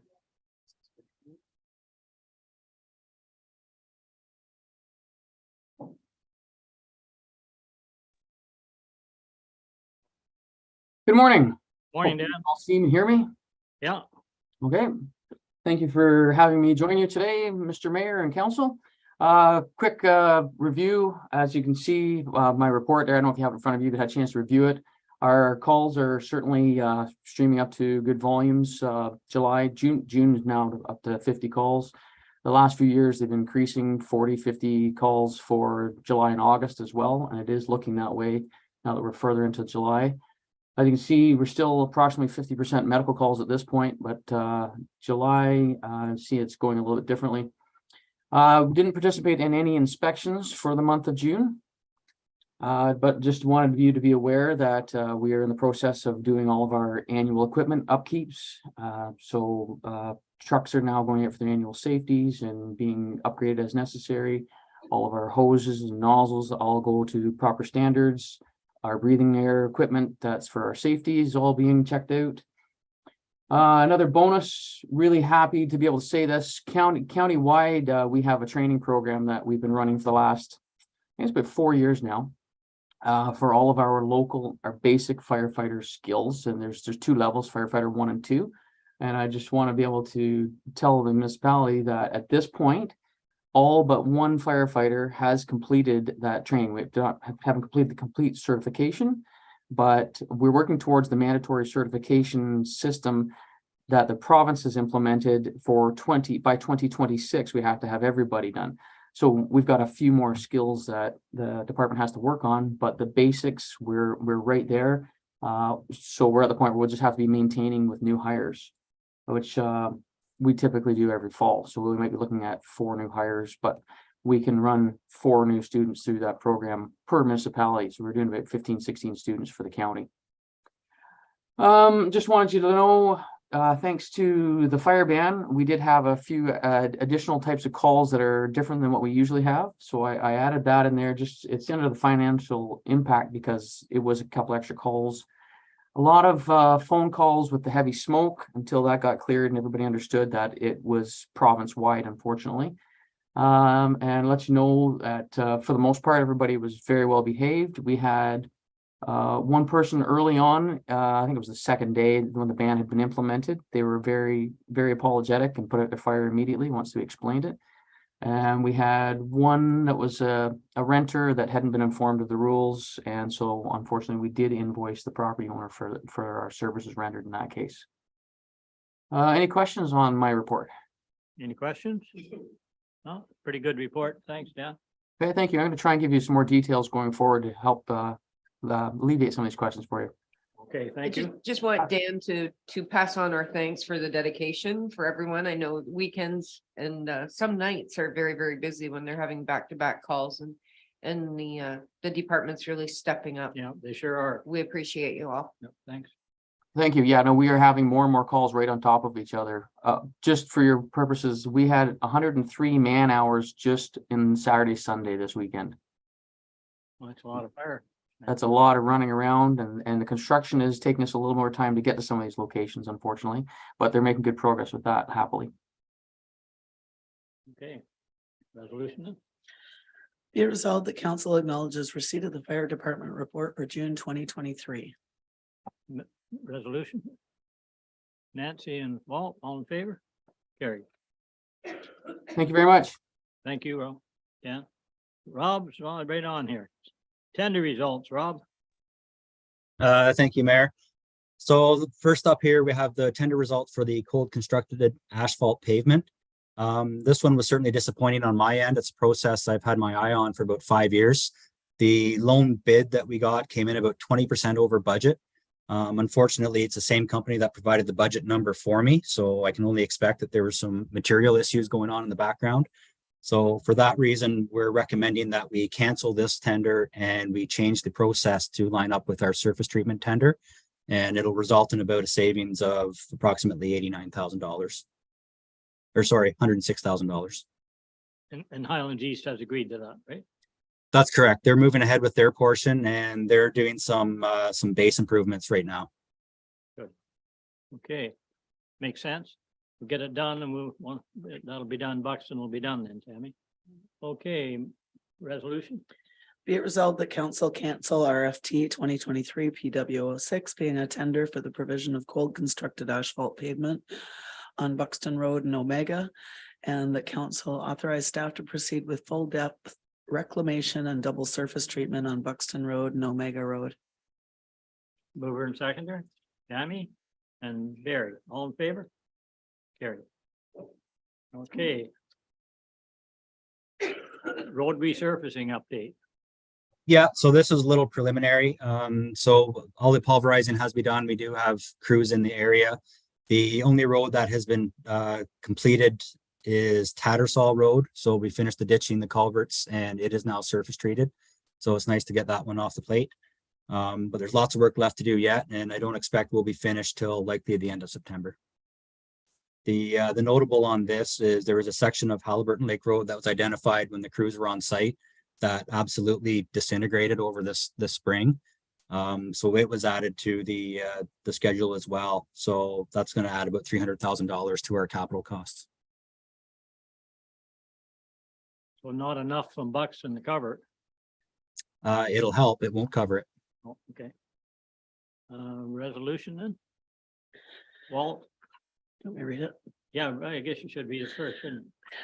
Be it resolved, the council received this report, the 2023 road resurfacing update as information, and that council authorized staff to extend the resurfacing work on Halliburton Lake Road to include the section from Curry Road to Ross Lake Road.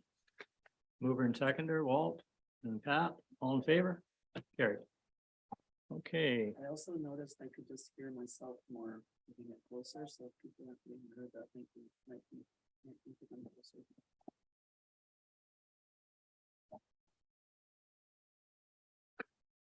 okay, pedestrian warning signs at Eagle Lake. Yeah, so this was brought up through a notice of motion at the last meeting. I guess there was a concern brought forward to the ward councillor. So when I did a bit of digging, because I seem to recall something about this years ago, and I was right in this instance. Going back in 2014, we went through this same process. So I went out to the site to take a look on what was actually left there. There's only one sign remaining. So at some point between 2014 and 2018, 2 signs went missing. So short of any further direction from council, we'll just simply reinstate what was approved in 2014. Okay, resolution? Oh, yeah, resolution. Be it resolved, the council received this report concerning pedestrian warning signage in Eagle Lake as information. Okay, Barry and Carm, all in favor? Okay. Tender results, supply and delivery of topsoil. Yeah, so this was included in the 2023 budget from the environment side. This includes final cover at the Halliburton landfill site. So we put out a tender for 3,000 tons, which won't cover the whole project, but it's going to get us a good start this year. So based on the way the costs are going up this year, we've decided to tender out the supply of topsoil, which will be stockpiled at the Halliburton site. But we will bring the intermediate cover in from the Kenneway pit using municipal forces just to keep that money kind of in the municipal coffers for this year. So you'll see a report come at the end of the year on this, and whatever's left in the $300,000 will be carried over into 2024, and the project will be complete then. And that's a different tendering process, Rob, than we usually use? No, it was advertised on bids and tenders. So this is our 3rd year using bids and tenders, I believe. Okay. I just didn't see any locals, that's all. I guess. There was one local bid, but they were on the high side. Okay. Okay. Resolution? Be it resolved, the council award RFT 2023 PW07, being a tender for the supply and delivery of topsoil to the Emery Group for a cost of $96,150, excluding HST, and that the cost of the material be drawn from working funds. Just a question, where's that topsoil come from? It's down Woodville Way, I believe. Woodville, okay. I just have a quick question. How much topsoil is supposed to be on that? Like, is there The a standard? standard amount that has to be put on there? 6 inches. Okay. Okay, mover and second. Have you read that? Yeah, Walt and Carm, all in favor? Okay. Winter sand. Yeah, so this is a new one for us. Certainly since I've been here, we hopped on a joint tender with the County of Haliburton for the supply of winter sand. And the reason we did it this year is because historically we've had really good pricing on screening at our own pits. And last year that price it jumped astronomically. So we thought we'd try this out and just see where we kind of landed. And as it turns out, we think we're pretty close to what it would cost if we did it ourselves. So the advantage there is it will save the material in our pit for at least another year, but it'll give us some time to actually get ahead and prep the pit for probably the next 3 to 4 years worth of screening. So what you'll find is later on this fall, I'm going to come back with a report asking for a pre-approval to do some clearing at the Carroll pit and get ready for the rest of the winter sand coming out of there. Rob, I'm jumping around here, the procurement or the tendering process, was there a reason we took it out of the papers on that note, or just efficiency, or what? I haven't seen, but I'm not on the internet for bids and tenders, so I'm just wondering if there's a way we could keep that local. And I'll extend that by saying, if we're all about climate change and carbon, we're hauling sand clean from Harcourt to Haliburton here, when other suppliers around could handle it on the same note. That's no different than the topsoil hauling it from Woodbridge or Woodville on that note. Again, I'm not being critical, but on the same note, it just I always like to keep money in our own yard on that note, if that's the case. And I see these dollars leaving, and I know you've got a job to do too, to balance budgets and make things work efficiently on your side. But I think if we massage that a bit more, it might be better in the future as well, Yeah, there's some options we have there, because we've been members of bids and tenders for I think 3 years. But the way we're set up is we're under a supplier paid account. So basically the suppliers would have to pay to submit a bid. There is an option to have a buyer paid account set up. So what that would do is Dysart would basically pay a fee, an annual fee, and anybody can submit for free. So if that's something we want to look at to kind of get it out there for the local bidders, we can get some pricing on that and bring back to council if you like. And then that way, I mean, all you need is an email account and you'll get circulated when something comes out. I think that's the way to go, Rob. Yeah. Everybody absolutely. agree? Okay. Yeah, I don't know what the cost is, but we'll look at it and we'll get back to you.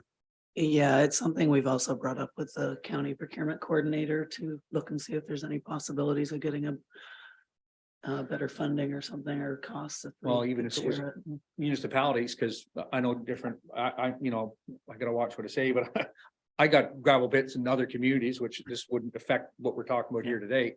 But on the same note, if the county did the same thing, then again, it keeps the tax dollars local, that stay local and do the thing, Great jobs here. Yep. Okay. I just have another quick question about the topsoil. Is there different standards of topsoil? Definitely. Yeah, what we asked for in the tender is we wanted lab analysis to say that it would grow grass, because we don't want 3,000 tons of topsoil to show up and then it won't grow anything. So, and they've met that requirement. We've sent it off to our environmental consultant and they gave us the green light. Answer your question? Okay, resolution. Be it resolved that council award RFT CTY PW 2023-3A being a tender for the supply and delivery of, sorry, I got winter sand here. Move ahead one. No, yeah. Oh, I'm on the right one. Sorry, you I was are. still back in my head with topsoil. To Drain Brothers Group for $215,820 excluding HST, and that the project be funded by the operating budget. Mover and seconder. Carmen, Nancy, all in favor? Carried. Okay. Parks and Recreation, Andrea. Good morning. I have a fairly quick report, or at least I think it's quick. So with the ending of the Rails End Arts and Crafts Festival, tomorrow morning, the fencing will be arriving to section off the park so that site excavation can begin on July 27th. The playground installers are set to arrive on August 7th. So that gives a little over a full week for playground excavation, and then hopefully they don't hit any hurdles when they're going in to do the install, and the playground can be ready for mid to end of August, somewhere in that range. So at least we can hopefully get in the Labor Day weekend and maybe a little bit earlier for some people to enjoy the playground. Obviously, there will be some mess to the staging area and where the equipment has come in and out, but we'll work on cleaning that up. When I wrote the report, we were just shy of the $4,000 mark for $150,000 of fundraising, but I have since been told one of the members on the committee, their husband did a golf tournament and raised $1,500, and they have another $400 check. So we're just shy by $2,000, but that doesn't take into account the site preparation, like donate that type of the really large donation or concrete. So there's a few numbers that aren't captured in that number there. What is the total cost of the playground equipment? Do you have a number there? Including, so I have a number that includes the site preparation, which I know is going to be removed. It includes the wood fiber, the installation and the equipment, and that number also prior to tax is 521. So if you were to remove the approximate cost of the site prep, you're looking at around 471. And then we wanted to aim for 150,000 because we know that there could be unknowns that come up in the ground or whatever. If there's still money left over once the project is done from the fundraising, the hope was to purchase some shade shelters and or benches to complete the project and fit in line with the master plan. But that was something that we've discussed at a fundraising level that we would bring back to council for approval and to show different designs and possibilities of that nature. So 471 is the total cost of that project, because I had my. Well, not including tax. If you include tax, you're looking at, that's 471 is taking out the site preparation and not including tax. So what is the number? So so the number that I have in front of me right now includes site prep and it includes tax. The total is 588, almost 589. But we capture back a certain amount of the HST. I understand that. Yeah. Okay. Well, I mentioned to Councillor Casey, when you dig the park up on August or next week, you're going to cut the water off. That's the main water supply to the park. So if we get a dry spell, the grass will all die in the park. So I don't know, you may want to look at a week there or a few days or something. Anyway, that's something you need to look at. I talked to John Briggs last week about it a bit, and I'm not sure. I've sent a message to Jim just to see if there's any way we can keep on some of the sprinklers and not, but I don't know if that's possible. So it cuts right across, the main line cuts right across it. Yeah. Anyway, that's something you can look at. Maybe John, we could put in something temporary on, they know that do it in sewer and water main replacement where they just run them on the ground till it's done and then. On top of the ground. Yeah, that, because to me, we could get a dry spell in August when we're right in the middle of it. In terms of delaying it, it might be wise just to ask them if there's a way we can circumvent that. Yeah, that's a good plan. Okay, anything else, Andrea? So we want to have a grand opening. However, it's really hard to determine a date. There is a tentative date, which I can share in an email with council. I don't really want to share it publicly because I don't want to be held to that date in case the playground takes longer than we expect. But the hope was to do a grand opening in the summer while there's there's lots of people around. If we have to push into September, we can, but we're hopeful that we can do a grand opening in August. So I'll share that date with you via email if that's okay. Anything else for you, Andrew? No. Any questions for Andrew? Okay, resolution. Be it resolved that council receives the Head Lake Park Playground report as information. Okay, mover and seconder. Scott and Tammy, all in favor? Carried. Okay. Building and bylaw. Good morning, council. To start our reports, we have the CDH Carpentry. They're requesting the ERU fees to be waived. Just to provide a little bit of background information on this. So our sewer connection bylaw, it defaults to the building code for calculation of daily design flow with regards to comparing that to an equivalent or a residential unit. So that's why they're called ERUs, equivalent residential units.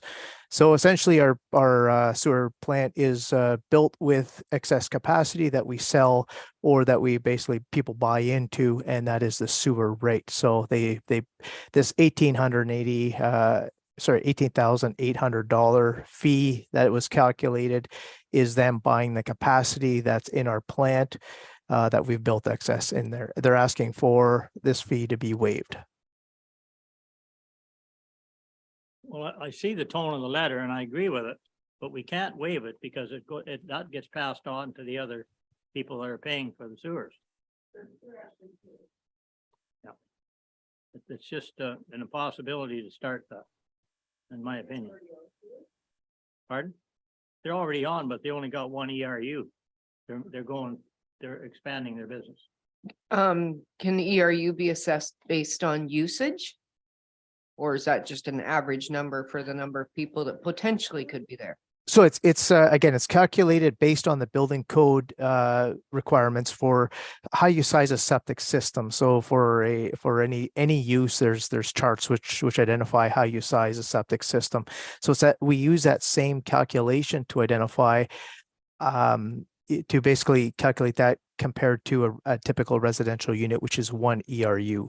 So in this case, based on the size of this proposed gym that they want to put in the back, it equates to an additional, I believe it's 4 ERU back there. Yeah, I don't myself, I'm all supporting small business and everything. And I don't know if an ERU constitutes, what's that, four people in the house or something like that? Carl, is that right? 4 bedrooms, yes. 4 bedrooms. So that's what, 16 bedrooms with, we could say 1 person per bedroom. Is that the math there? It's 2 people per bedroom. Yeah. Okay. So to me, and again, if there's a gym, I'm just kind of on the coattails of Nancy here, whether we can massage that a little bit if it's not going to be used as a place of residence. On that note, whether I don't know if we can adjust that to commercial that fits the flow. And again, I'm just looking for some different options here for us if that. So that's what we use is we use the not the residential table when we're calculating the daily design flow for it. We use I believe there is an actual, it's very close to gym. I think it's a private club that we use. It's based on the square footage of the area. And we have also calculated for a lesser square footage because they're saying, well, we're going to have equipment in this area. So we're not going to count that into square footage. So we've actually reduced that square footage. And this is what we've come up with that area. So again, this anticipates that this is going to be a successful business and it's going to have a lot of members to fill up that area. And again, we don't speculate as to what a business is going to do. We just basically say, this is the number that we're provided. This is the calculation. So again, it's up to council if they want to, what they want to do with this, but that's essentially how we come up with that calculation. There's no really massaging that calculation. It's kind of already been massaged. Mm-hmm. So how many people do you have in your dance studio? There will be approximately 15 members of the gym in there at a time, taking them out of the studio. Who knows the day? Better showers? No.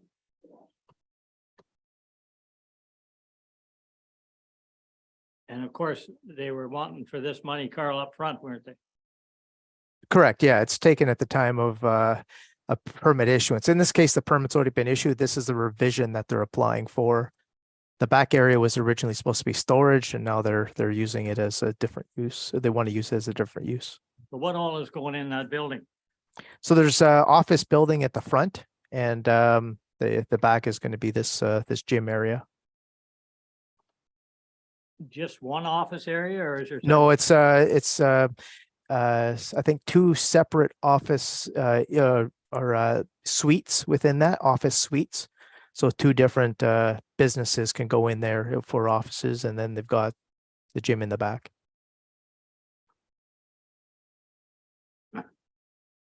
Okay, Myself, we get, as council, we get making tough decisions, whether we want to see businesses succeed, but on Yeah. the same note, then we're customizing our fee tables to match it, and it's a tough one, because if we get, it's almost like we're cutting deals Yeah. with almost every ERU we're doing. Yeah. On the same note, on the other side of my mouth, I'm gonna say, if there's just toilets in there and a couple offices, then again, speaking out of the other side of my mouth and thinking that, maybe not charging the whole thing, but maybe splitting it or what have you. I don't know if that's something that we could look at. Have we done that in the past too? Split, like, do we not do that once? the only time that I'm aware that we've done it is putting a flow meter on it. But that was for something as large as the schools or extended care. What would we do with the gardens over there just not very long ago? What did we, I think we charged them the whole year. was that the hookup fee or what was that? Pardon? Yeah, we did give them a break for sure. I think that was to get them here. It was still required to get. They, well, I don't know. I'm like with Pat. It seems like a lot of money to me for what the usage is gonna be. Yeah. Um, But that, I totally understand that we're maybe opening up a can of worms, but I don't know, stuff.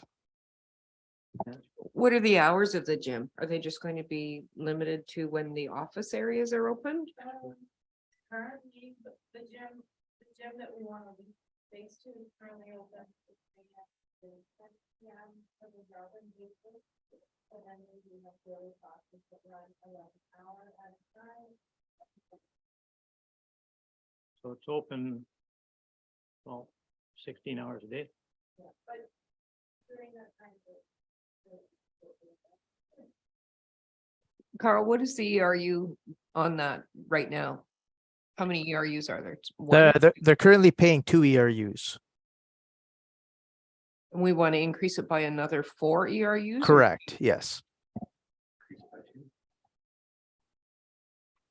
So how many for that portion are you counting for the dance portion? How many ERUs? Four for sure? Wants to increase it by 4. Okay. 6 in total. So what if we said 2 and that gives them a huge break? If things change, Can I clarify something? Carl, is it that it's not so much that they can alter the calculation, but maybe more likely to an opportunity is to reduce the fees? Is that correct? Well, they can, we can reduce the sewer connection rate in half, which would basically do what they're planning to do here with, if they're reducing it from 4 to 2, then we can just pass a resolution to reduce the connection fee by half. everybody okay with that? Is it actually a connection fee or is it ERU? That's 2 different. Sorry, that there's a connection fee and then there's an annual fee. So this is the connection fee. Even though they're not connecting anything new, it's still called a connection fee. We call it a connection fee. I think the bylaw refers to it as a sewer rate. So that's essentially what that is. Everybody okay with that? reduce it. to So 2. the resolution should reflect connection fee, not ERU, right? Correct.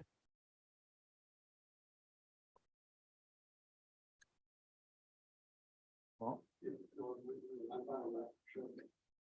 So then there'd still be the annual fee, which they would pay, but they would be paying based on 6 ERUs?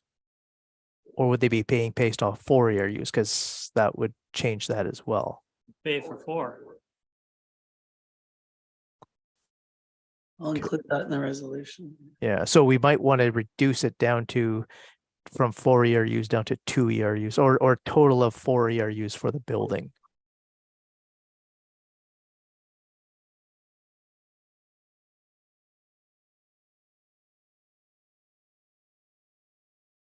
And would that be revisited if there was going to be a change of use? Yeah, so we do a calculation anytime there's another change of use with a building permit. And we recalculate that to see what's going on. Do you want me to read a draft resolution? Sure. That makes sense. Be it resolved that council acknowledges receipt of the correspondence from Kim Barnard on behalf of CDH Carpentry Limited requesting the waiver of ERU or connection fees, for their commercial building located at 713 Mountain Street, and further that council direct that only 2 additional connections for a total of 4 connections and annual user fees be applied. Okay, mover and seconder. Pat and Carm, all in favor? Carried. Okay, thanks, Ken.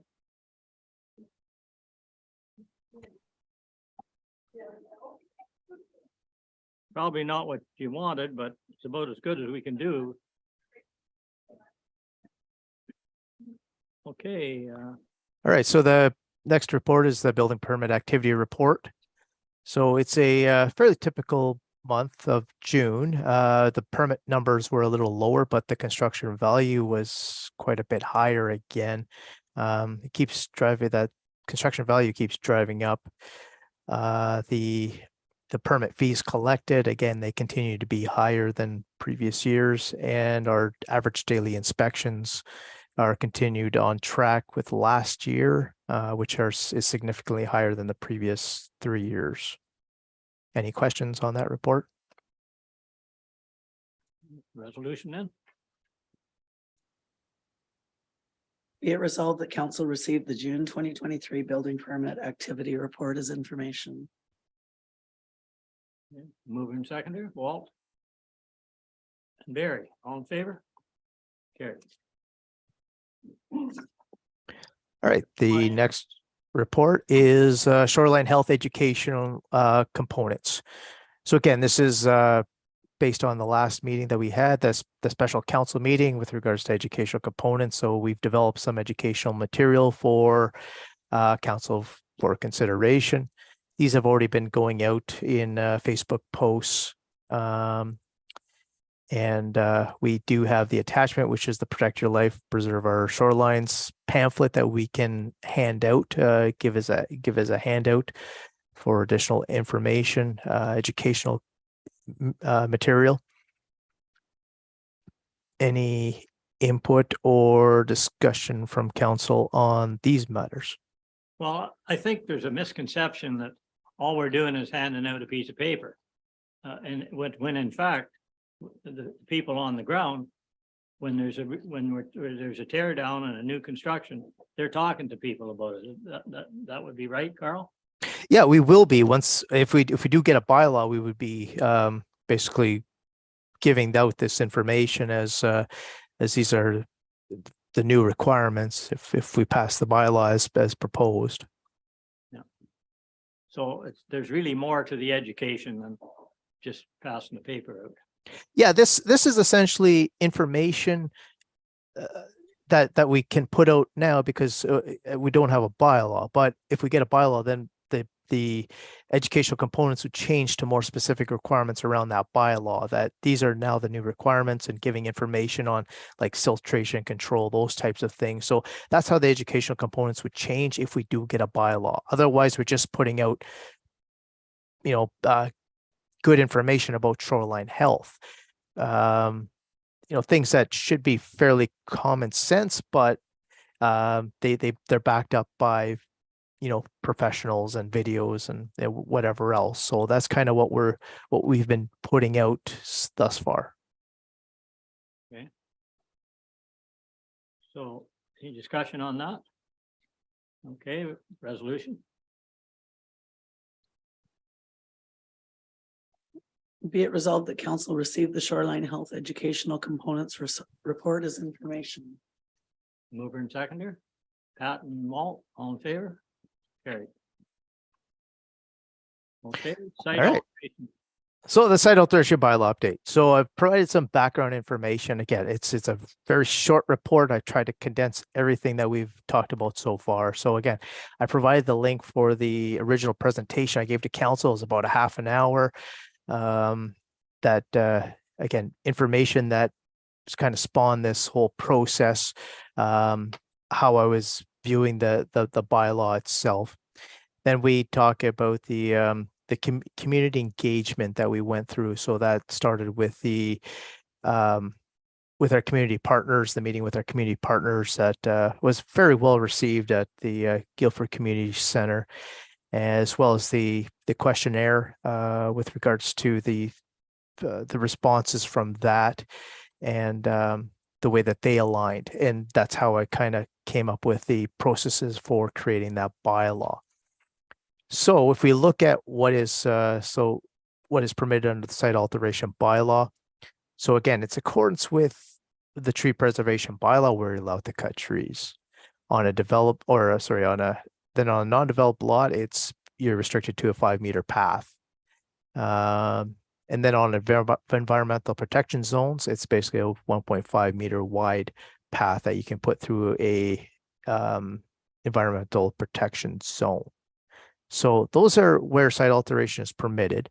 Then when we're talking about specific requirements that are going to be regulated under the bylaw, we're looking at silt control, foundation drainage, not affecting neighboring properties, proper slope stabilization, and retaining walls. So that's essentially what's going to be contained within the regulations of the bylaw. It's a fairly simple bylaw. It's essentially 2 pages long. It's, you know, if you're not looking at the recitals, definitions, and enforcement measures, it's essentially a 2-page bylaw. It's not difficult to read by any means. We do have a group that keeps supplying information to council. They don't give me the information. They've supplied to council that, again, they don't want a bylaw. They don't want any regulation on the shoreline. It's up to council if you want regulations on the shoreline. I just need direction as to where we're going with this. Do we abandon efforts? Do we pass this as is? Is there specific things that you want changed in this bylaw? And then we can talk about, if we do want a bylaw, what's the implementation date? Like, we're like halfway into the season now. There's no sense in passing a bylaw at this stage. In my opinion, we can maybe put one, maybe pass it in January for January. And, in that time frame, we can come up with educational material, make sure that everybody's on board with, how to do proper silt control, those types of things. So just things to consider. But I would definitely love to hear any feedback from council at this stage as to what we're doing with this. Well, Carl, I've read that thing 3 times. There's no permit required there. Correct. So like, to me, how are we ever going to get a simpler bylaw than that? You're talking about water running on the neighbor. You're talking about silt control, water running into the lake. The tree cutting bylaw, which isn't ours, it's the county's right now. Mhm. Like, what else is there that people would be against? So again, the group that keeps forwarding information to council, they're concerned with the tree cutting bylaw that has been in place since 2005. This has nothing to do with the tree cutting bylaw. It's in place. We're working within that realm of that tree cutting bylaw. We don't want to change that at this stage. It's what people are used to. So let's just that's my whole premise, is let's not change something that doesn't necessarily need to be changed at this stage. And that's their biggest concern, is with regards to where you're allowed to cut trees. Well, and if you get an arborist or somebody that's qualified and they say the tree's dead or going to die, you can cut it anyway. Yeah, exactly. There's a lot of provisions in that tree cutting bylaw. Like, again, we've had discussions with the county over that tree cutting bylaw, and if a tree is in poor health, they're not going to say, well, no, it's got 5 more years left in it. But if it falls the next day or within a month or whatever, the county could be at fault and pay for damages. So they're not willing to play those games and say, well, this tree is not healthy, where it's hard to see what's going on inside a tree, if it's rotting from the inside, those types of things. So they're open to working with residents if a large tree needs to be cut down. It's where people cut down a swath of trees. It's where we get complaints. That's where we start investigating, and that's where it boils down to. And in this bylaw, there is a process of, if you don't meet the criteria within this bylaw, there is a process of providing a path where we can seek exemption from the bylaw. It's if I don't agree with it, they can appeal to council, and so it's not like it's like this is this is it and all. It's there's processes beyond this bylaw that people are open to if they don't fit within the exact criteria of this bylaw. Well, you're not going to get a bylaw that's much easier to comply with than that, I wouldn't think, on shoreline. Well, Yes, Carl, you were saying about delaying it till January.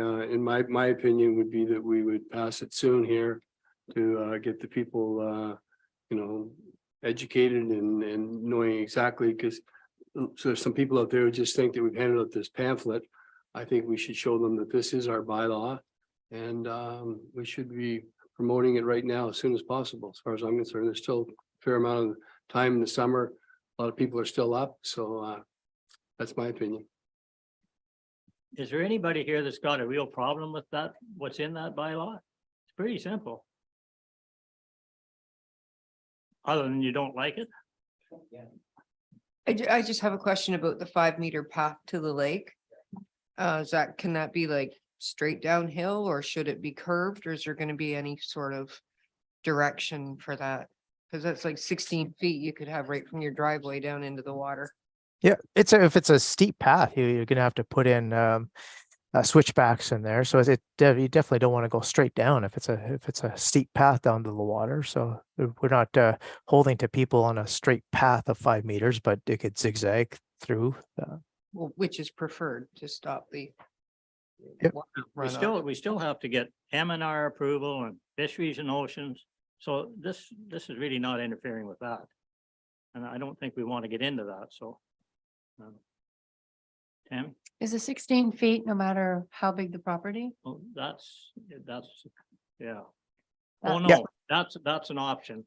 We're gonna have to amend this thing. Because if you had 500 feet of frontage, you might want to have 50 feet. So those things can be dealt with.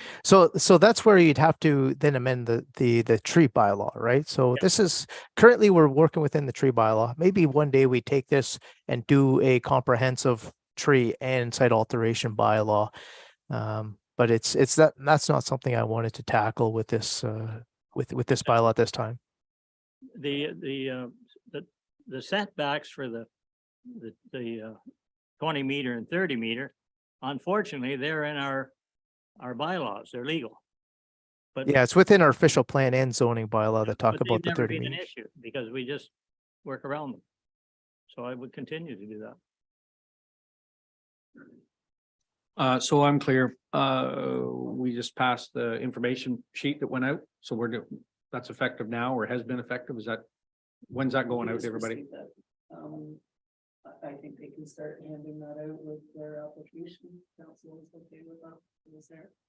Sure. Just received that. To me, that would be the first step. Like we said, education process is going to be first and foremost, which I think is the most practical way to handle this whole thing, governing all the other rules of environment and everything else we're faced with in tree bylaws, which is great. And I do know, Carl, you have to have some structure there to impose charges on people that are bad apples. On the same note, but not to delay it, but I'm just in my own mind, just thinking maybe we should wait till fall and see how the information process goes, see if there's any massive bad actors out there and just see how it goes instead of implementing this now if it's not necessary.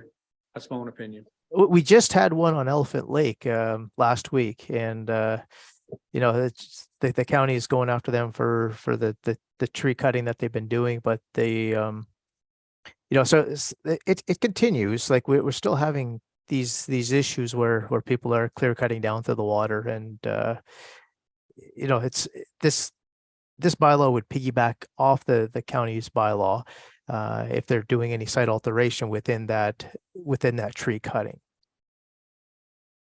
Barry? So if it sounds to me like the county's process is working, if there's some means to contact the county, let's say there's somebody in a violation already, that's already been established.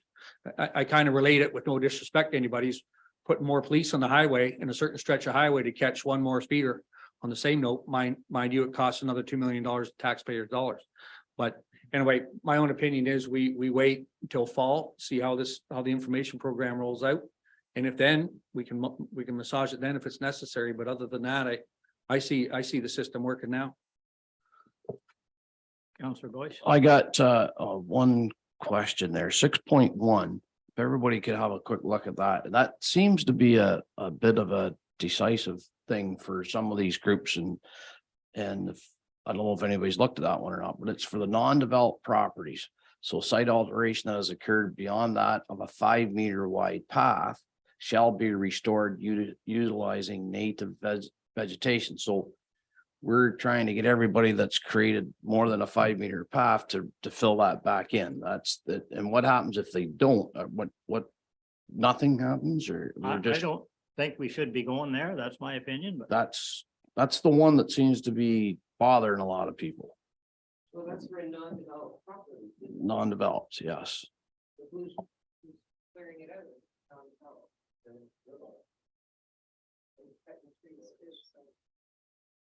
It's been done for years and they've used it for whatever, right? Like there's maybe they camped there. exactly. So this section, yeah, so this section is in here because the issue properties that I'm aware of, it's a vacant property. They go and they clear cut and then they sell the property. So this is basically to restore that property before they go ahead with any building permits. So restore it with native vegetation before the building permits are issued, those types of things. So that's essentially what this is looking at. And again, if it's a vacant property, why would you need any more than a path down to the water, 5 meters wide? I'm not sure how people are using their properties if you're using a vacant property on the water. Maybe could we specify that somehow that you don't get a building permit, like maybe you don't have to go and do it right now, but you're not going to get a building permit until it is done or something like that. It's a little vague to me right now, and it seems to be a little. Well, other than that, I'm pretty much. Yeah. So it's not just before you get the building permit, but if we catch it, we're taking action on it while it's being done. Like they might not sell it or apply for building permits for years after, but we're trying to get it resolved quickly so that, you know, we stop getting the complaint that, well, nobody does anything about these things if they're about these properties when they're clear cut. So, you know, that's essentially what we're putting this in here for. Any other comments? Well, I think we got a pretty simple bylaw, folks. I don't know how we could make it any clearer. And we're never going to satisfy everybody, and we're going to have to amend it. If we find it's not working, we'll amend it. But I do think that there's a lot of people expecting us to do something, not nothing. So I don't know where we are on this, but I guess we could read the resolution and yeah, go ahead. Go ahead, Nancy. Go ahead. Nancy. So this site alteration bylaw will be triggered with any sort of demolition permit, entrance permit, building permit, septic permit. Will that trigger a review of this process to the property owner? So there'd be something that we'd want to provide with the building permits when we're issuing building permits over and above the regular educational information that we want to put out there once this bylaw is in effect, and it just educating people about the bylaw being in place. So yeah, there will be information out there with regards to that. And you know, when we're on sites doing inspections, those types of things, we would look out for these items. Could we set it up to be triggered that that information is provided to anyone applying for any of those other permits though? Because an entrance permit's what's going to lead to a property being developed. Just the earlier education aspect of it. Yeah, I mean, I can talk to our public works department and ask them about providing this information when they issue entrance permits. We also don't do that on private roads. so Correct, yeah. Have some. Okay, Walt? No, like I'm not trying to rush anything here, but I just think that we've kicked this can around long enough and it's time for us to pass a policy. I think we're almost all agreeable that it's not really restricted like everybody thinks it's going to be, and it's going to give us some time over the summer. Still got some summer and fall left here. By winter time, we can bring it back and maybe look at some of the concerns that we've heard and amend it for next spring, so we're ready to go full bore if it needs amended. So that's just my opinion. We're gonna need more staff to look after this. No.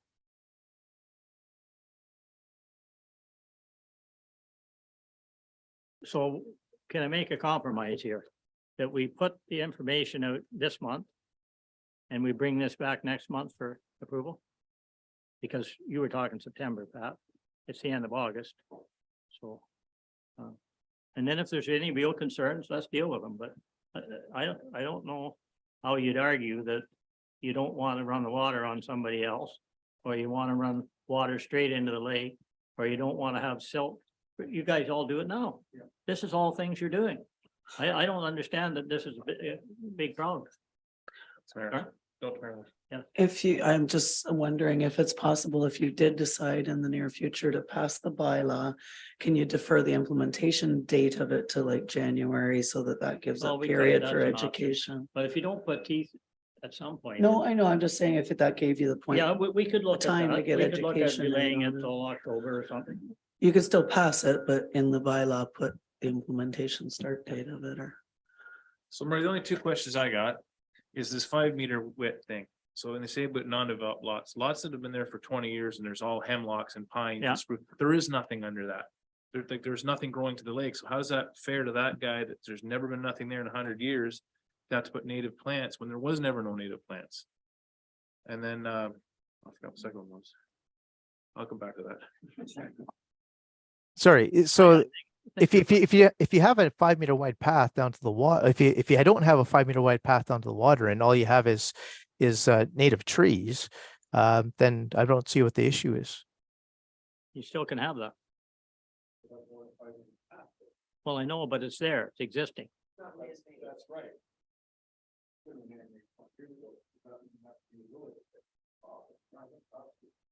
That's why Barry's Yeah. question came up. Yeah, that's So- what's so we bothered need me a to deal little with bit. that. Yeah. You're right, Carm, we need to deal with that. Okay. Okay, resolution then.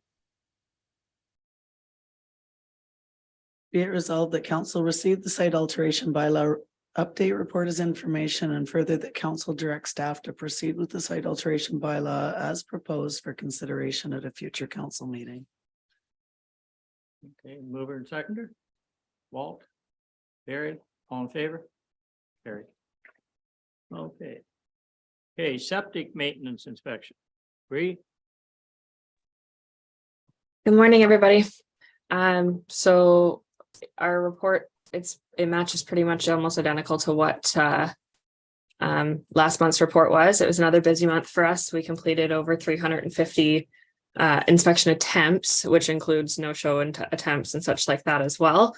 During the month, there was so far, I think as of now, we have covered every single lake in our set area, or at least visited there part and parcel anyway. And I've combined, so the report shows a reflection of June's results and then a combined result of May and June. As well as in the May and June results shown how many properties that had any kind of risk given to them or infraction sent to them have since completed or started the process of completing to bring themselves back into compliance. So if there's any questions on the report, I'm happy to answer. Is there a big backlog on people having to wait for septics and? Yeah, definitely. I mean, the demand on the industry is huge right now. I visited a couple weeks ago. I went to a meeting with the Kinesis Lake Cottage Association. They did a proactive meeting to be able to promote the program for when we return back to them. And that was one of the things that I'd indicated, is that we are noticing a very large demand on the industry with regards to our program, but also all of the neighboring programs that are taking place at the same time. So it's our intention in the coming years to certainly slow the program a bit, not tackle quite as many properties, and hopefully provide the opportunity for the industry to catch up a bit to us. Yeah, because it's frustrating when you can't get a septic for 2 years. Yeah, it's not just about the installs and repairs, but it's also about the pump outs. Like the industry just can't keep up with the number of pump outs that are required. Yeah, between new growth and regular maintenance, the whole septic inspection program, which is what the community needs at the same note, it's just critical mass for, people and equipment on the same note. So industry, because I'm speaking from knowledge of it, is we're definitely stretched for sure.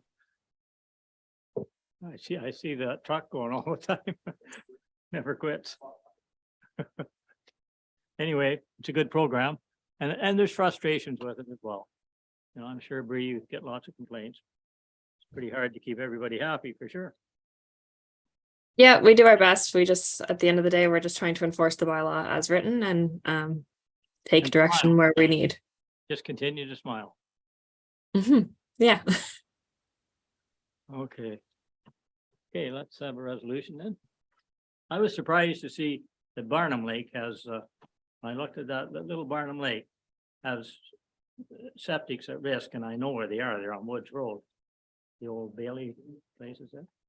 But I don't know. I was surprised, quite frankly. That many bad ones on that little lake. Yeah. But Be it resolved that council acknowledges receipt of the June 23 update for the septic maintenance inspection program. mover and seconder. Nancy and Walt, all in favor? Carried. Okay, Rob. Bylaw. Good morning, everyone. Just start off here with the bylaw update report for June and July. We could see, especially for July, our second column in 16 up from 6 last year in zoning complaints, so that's jumped quite a bit. We are looking pretty hefty on my desk here with files open and not working my best to get them all closed and inspected as quickly as I possibly can. If there's any questions to the report, I'd be happy to answer. Okay. Nancy? Can I just ask if there's been any more movement down on the Wigamug property? I was actually going to bring that up at the end as something, but we can take care of that right now. I did get my email back from the Aurora group. I had asked them a couple of questions and looking for some updates on that progress. I know Deputy Mayor spoke to them, was it last week, Walt? You spoke to Akash. They said they were supposed to start last week, but they didn't end up starting last week. I'm supposed to have a meeting with him, a phone conversation with him later on this afternoon, and see on a more tentative date on when they're supposed to be starting, because we need to get this rolling. This is gone on for far too long, so this needs to go rolling. Looking for council direction on how you want me to proceed where you want to go with this, and we can go from there. I think we got to move forward. We just get one excuse after another. The half loads are going to come along again soon. Yeah, That was the excuse last time, right? So. yeah. They don't, Carl? Sorry, just to jump in, it's been confirmed, Rob, if you could confirm that the hydro has been confirmed disconnected to the remaining buildings, right? Correct.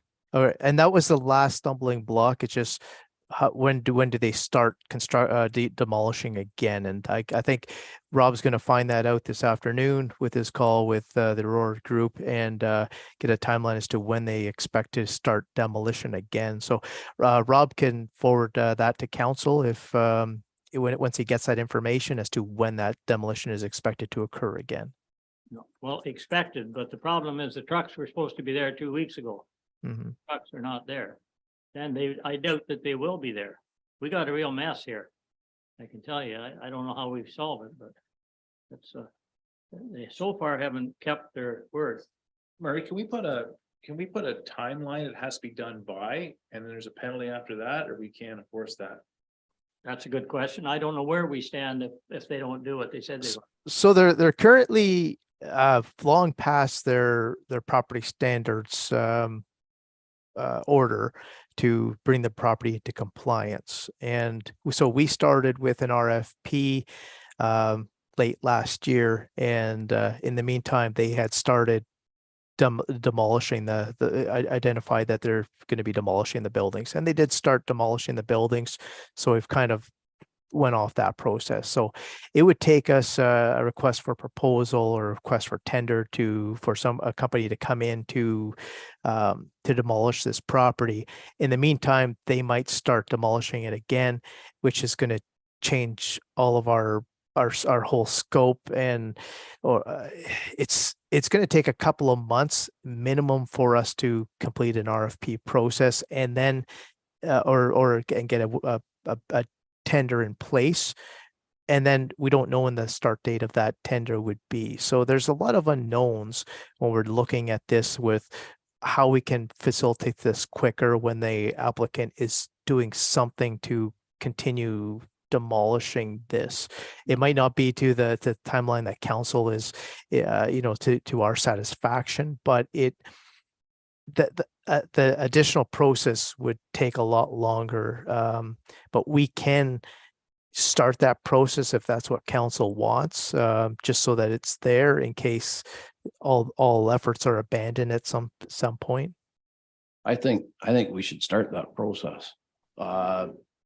Because them moving a piece of equipment in there and working it for 2 days and then never seeing them again for 3 weeks isn't really cutting it as far as I'm concerned. So I think we should start the process, or we'll still be talking about this a year from now. Yeah, and we look pretty bad because it's been going on and on and on. Nancy? There's no time frame for a demolition permit from when the work has to be completed to the time the permit's taken out, or was it a year? No, there's no timeline on that. We can't impose timelines on demolition permits. The timeline is imposed based on the property standards order that was issued. Carl, what is the process if somebody fails to comply with that property standards? Is it a fine? Or is it something that the municipality could move in and put it on the taxes later on, or how does that? Yeah, so that's essentially what we're at now, is that your second option is we go in and we complete the work. But that's basically, we're creating a tender for a company to come in and do this. So we're trying to find a company to come in and do this. So once we get that in place, then it's based on their timing when they're able to start. I mean, construction companies are busy this time of year. They got projects lined up for a couple of years. It's going to be hard to find a company to come in and start right away. And then the cost of that. So again, that's where we're stuck is, it's going to take time to do this. And if we create this RFP process and then there's no tender at the end of the day, I don't know what the implications are on our end. Well, if it's a dollar value, at the end of the day, that's some traction there on that note. So if like the council on its own, not even this one, the one before us, and the general public have been waiting for for different, different action points that they said it's gonna come and went, and it's not over yet.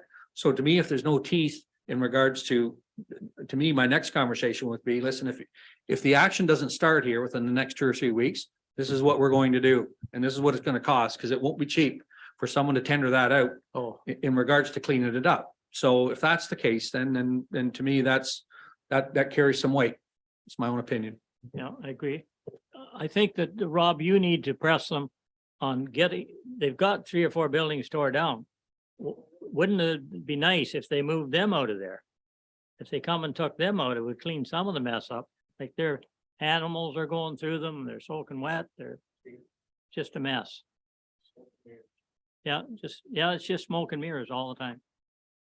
Anyway, you'll be talking to them. It'd be good to get a report.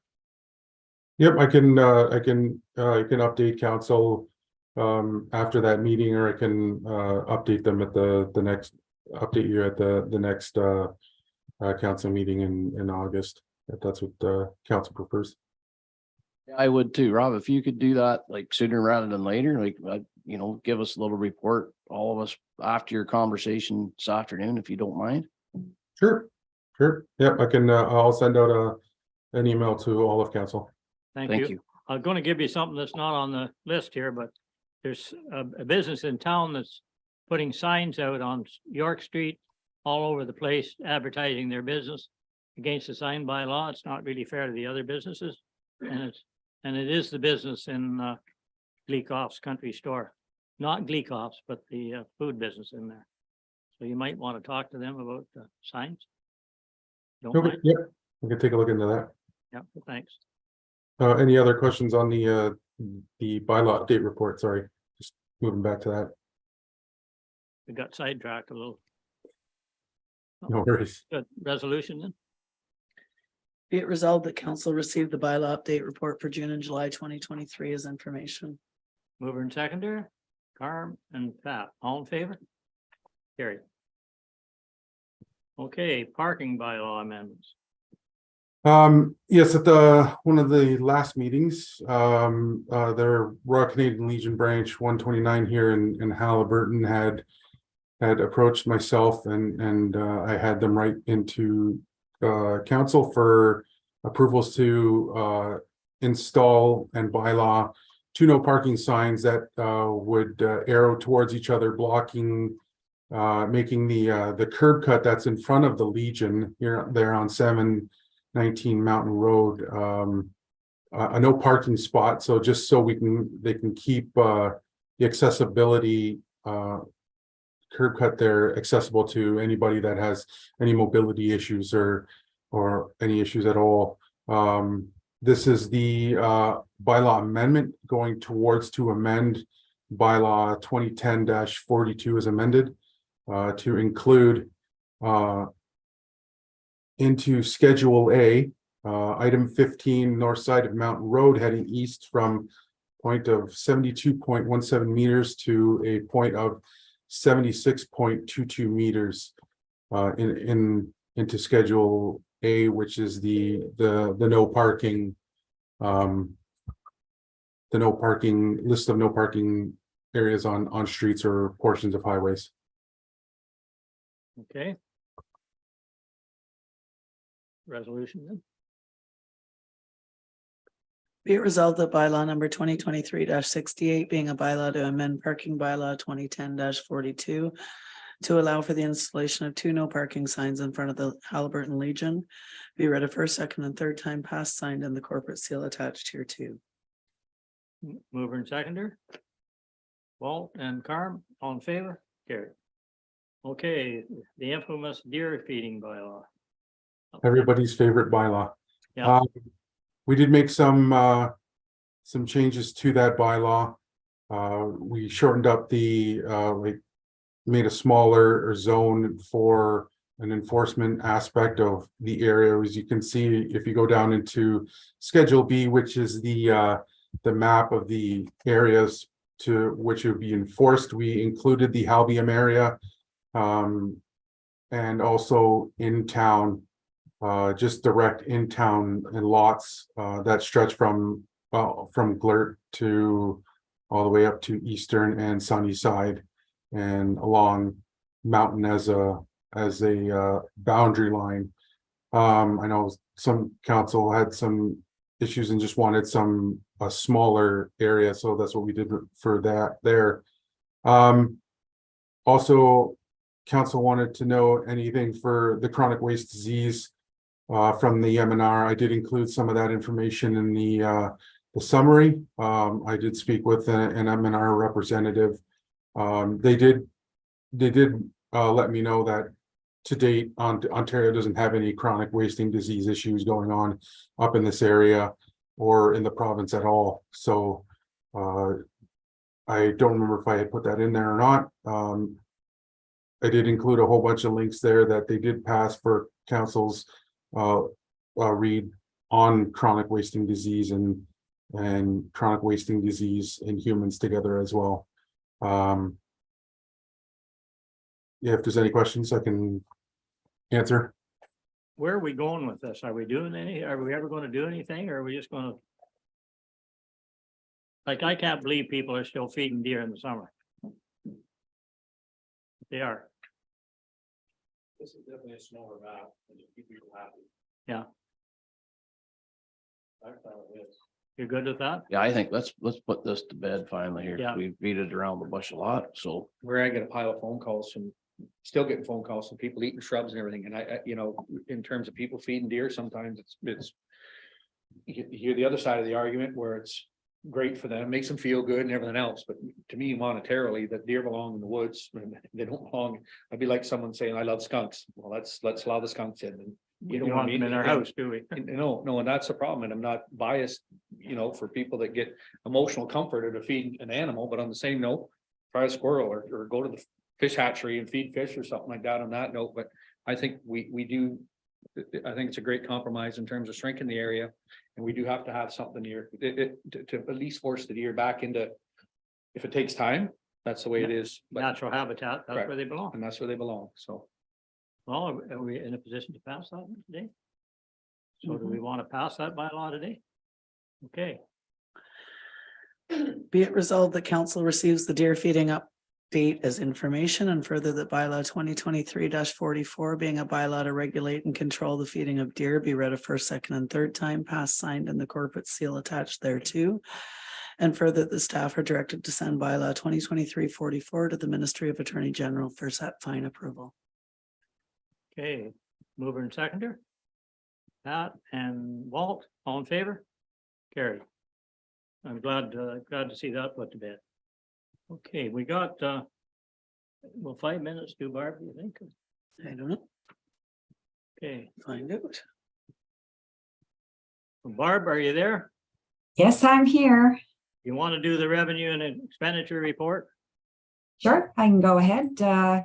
Good morning. And before you hear, we have the revenue and expenditure report as of June 30th, representing the end of the second quarter. And very typical report at this time of year. You'll notice that the taxation revenue does reflect the final tax bills going out. And so we still have some additional assessment forthcoming based on our new assessment. Staff did meet with Impact last week, and they're actually forecasting about $45 million in additional assessment throughout 2023, of which 70% has been assessed. So we'll see that forthcoming as additional revenues. Should be a fair Sorry? That should be a few dollars. Yeah, it should be. Very good news.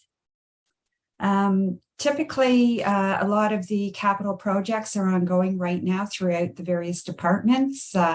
Within the roads, we have our roads reconstruction work, and within parks, we have various projects ongoing. So hopefully by the third quarter, we'll have those projects wrapped up and give us a better idea as to where we're at. In terms of the budget, currently projects are running on par with budget. So I'd be happy to answer any questions that council has on the report. So there's nothing really unusual looking at the report. No, not at this time. Okay, resolution. Be it resolved that council acknowledges receipt of the revenue and expenditure report at June 30th, 2023. Mover and seconder. Nancy and Tammy, all in favor? Carried. Okay, June check summary. Yeah, we have here total disbursements in June of $5,177,000, and certainly reflective of the second transfer payments to both the county and the boards of education. Those total payments were $3,672,000. Okay. Questions? No? Resolution. Be it resolved that council acknowledges receipt of the June 2023 check summary. Mover and seconder, Barry and Walt, all in favor? Carried. Quarterly metered sewage usage. Yes. So at the end of June, actual meter usage is up just over 5% over last year. So we do have a couple of metered users that are exceeding previous year activity. And so that in turn generates some additional revenue for the sewer system. Which we need. Okay. Yes. Resolution. I'm still on the last. Be it resolved that council acknowledges receipt of the quarterly metered sewage readings report for the period ending June 30th, 2023. Mover and seconder, Barry and Nancy, all in favor? Carried. Okay, tax applications. Yep, we have two write-offs here. Both are demolitions, and the total municipal portion for write-off is $451.70. Okay, resolution. Be it resolved, the council authorizes tax adjustments for applications made under section 357 of the Municipal Act as amended as per the staff report. Mover and seconder. Carm and Pat, all in favor? Carried. Okay, properties eligible for tax sale, and there's one. Yes, so we have one property, and our tax sale is scheduled for August the 17th. And so we've gone through the due diligence process of this property qualifying for a tax sale. Just wanted to point out to council that the schedule indicates there's just under $5,000 owing on the account. However, there are some additional fees that apply here, basically some administration fees and advertising fees. So the advertised minimum tender amount is actually $8,139.25. Okay, and that's in the paper. That's correct. It's legislatively, it has to be advertised for 4 consecutive weeks prior to the tax sale date. And so the advertisement has already begun in both the local newspapers. And it's also advertised on the website. And you can also download the tender package from our website. Okay, thank you, Barb. We'll have a mover, or have a resolution. Be it resolved that council receives this report regarding the properties eligible for tax sale in 2023 as information. Mover and seconder. Nancy and Carm, all in favor? Carried. Good. I guess we'll break for lunch then. Right on 12 o'clock.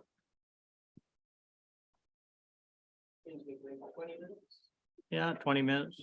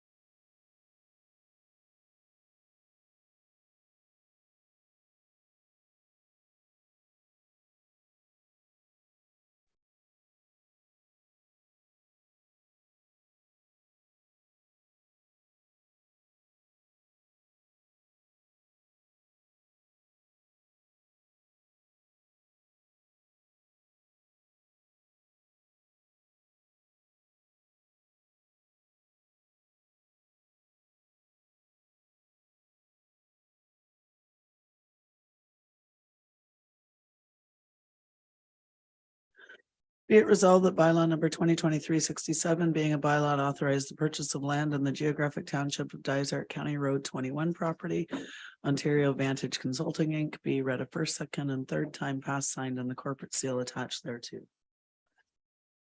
Okay, everybody knows what that is. Have a mover and seconder. Barry and Walt. All in favor? That could be the most significant thing this council's done. For the people. Accessible transportation. Well, 2023-66. Sorry. So these are for the fees that were discussed last month. So be it resolved that bylaw number 2023-66, being a bylaw to impose fees and charges for the Dymo bus effective August 1st, be read a first, second, and third time passed, signed, and the corporate seal attached thereto. Okay. Mover and seconder. Carmen Barry, all in favor? Carried. Okay. Road closing. Shore road allowance. 2023-69.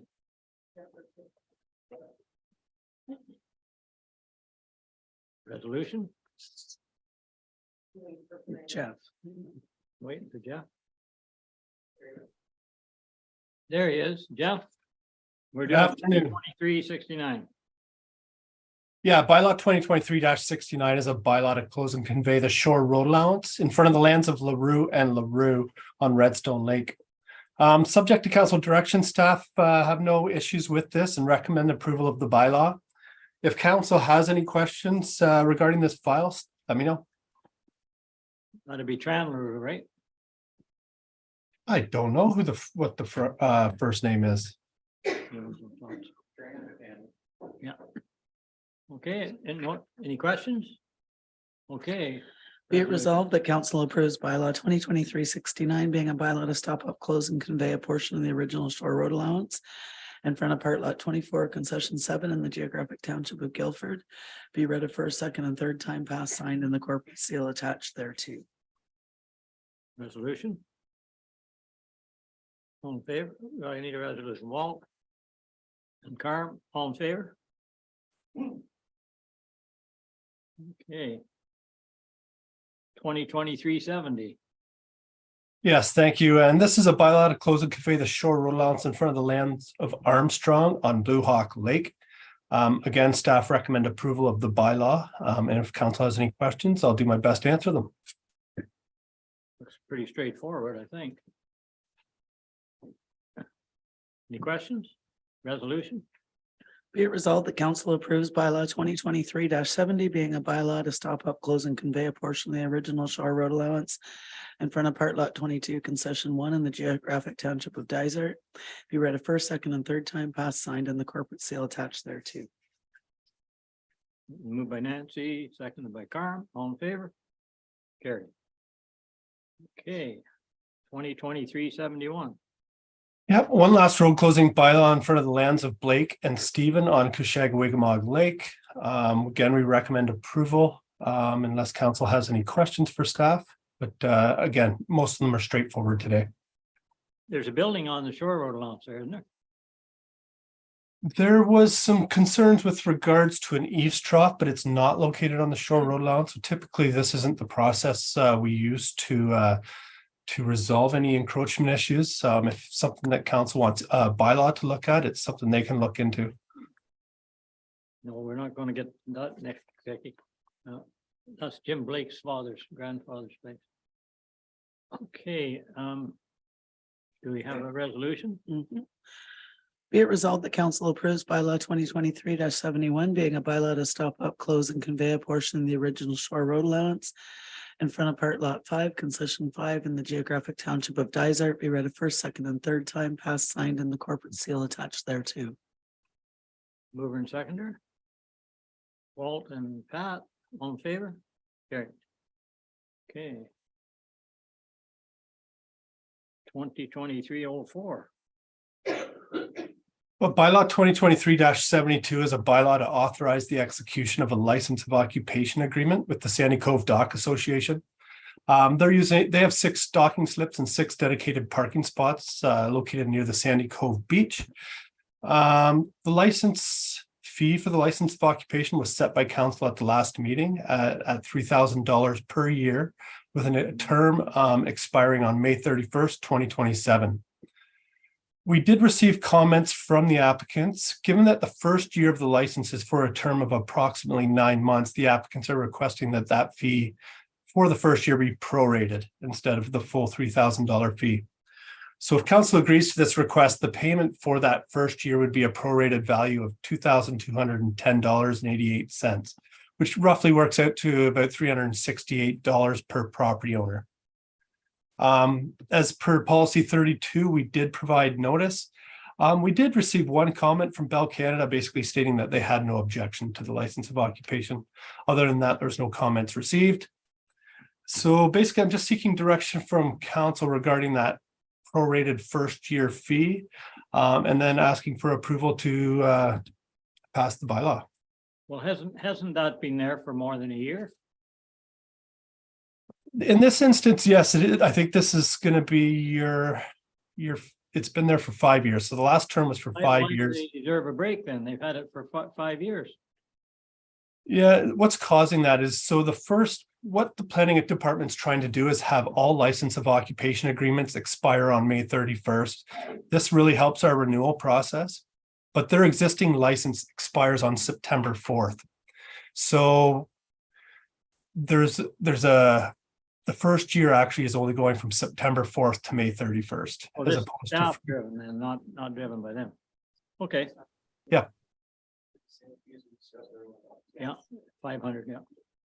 Okay, we can do that. Resolution.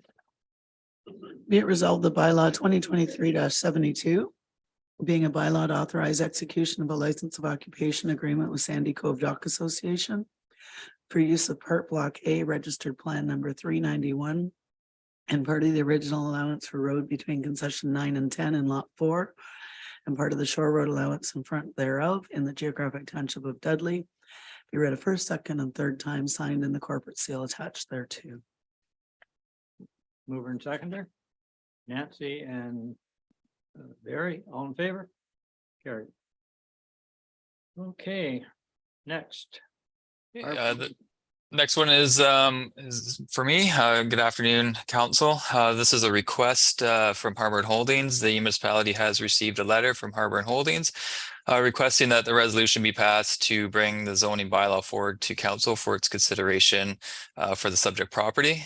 Developer's reasoning is now that the concurrent official plan amendment has been appealed. They want to avoid any possibility of a subsequent or separate appeal of the zoning bylaw, which could be processed together at the Ontario Land Tribunal if needed. So if any questions, there's a detailed letter attached with the report as well.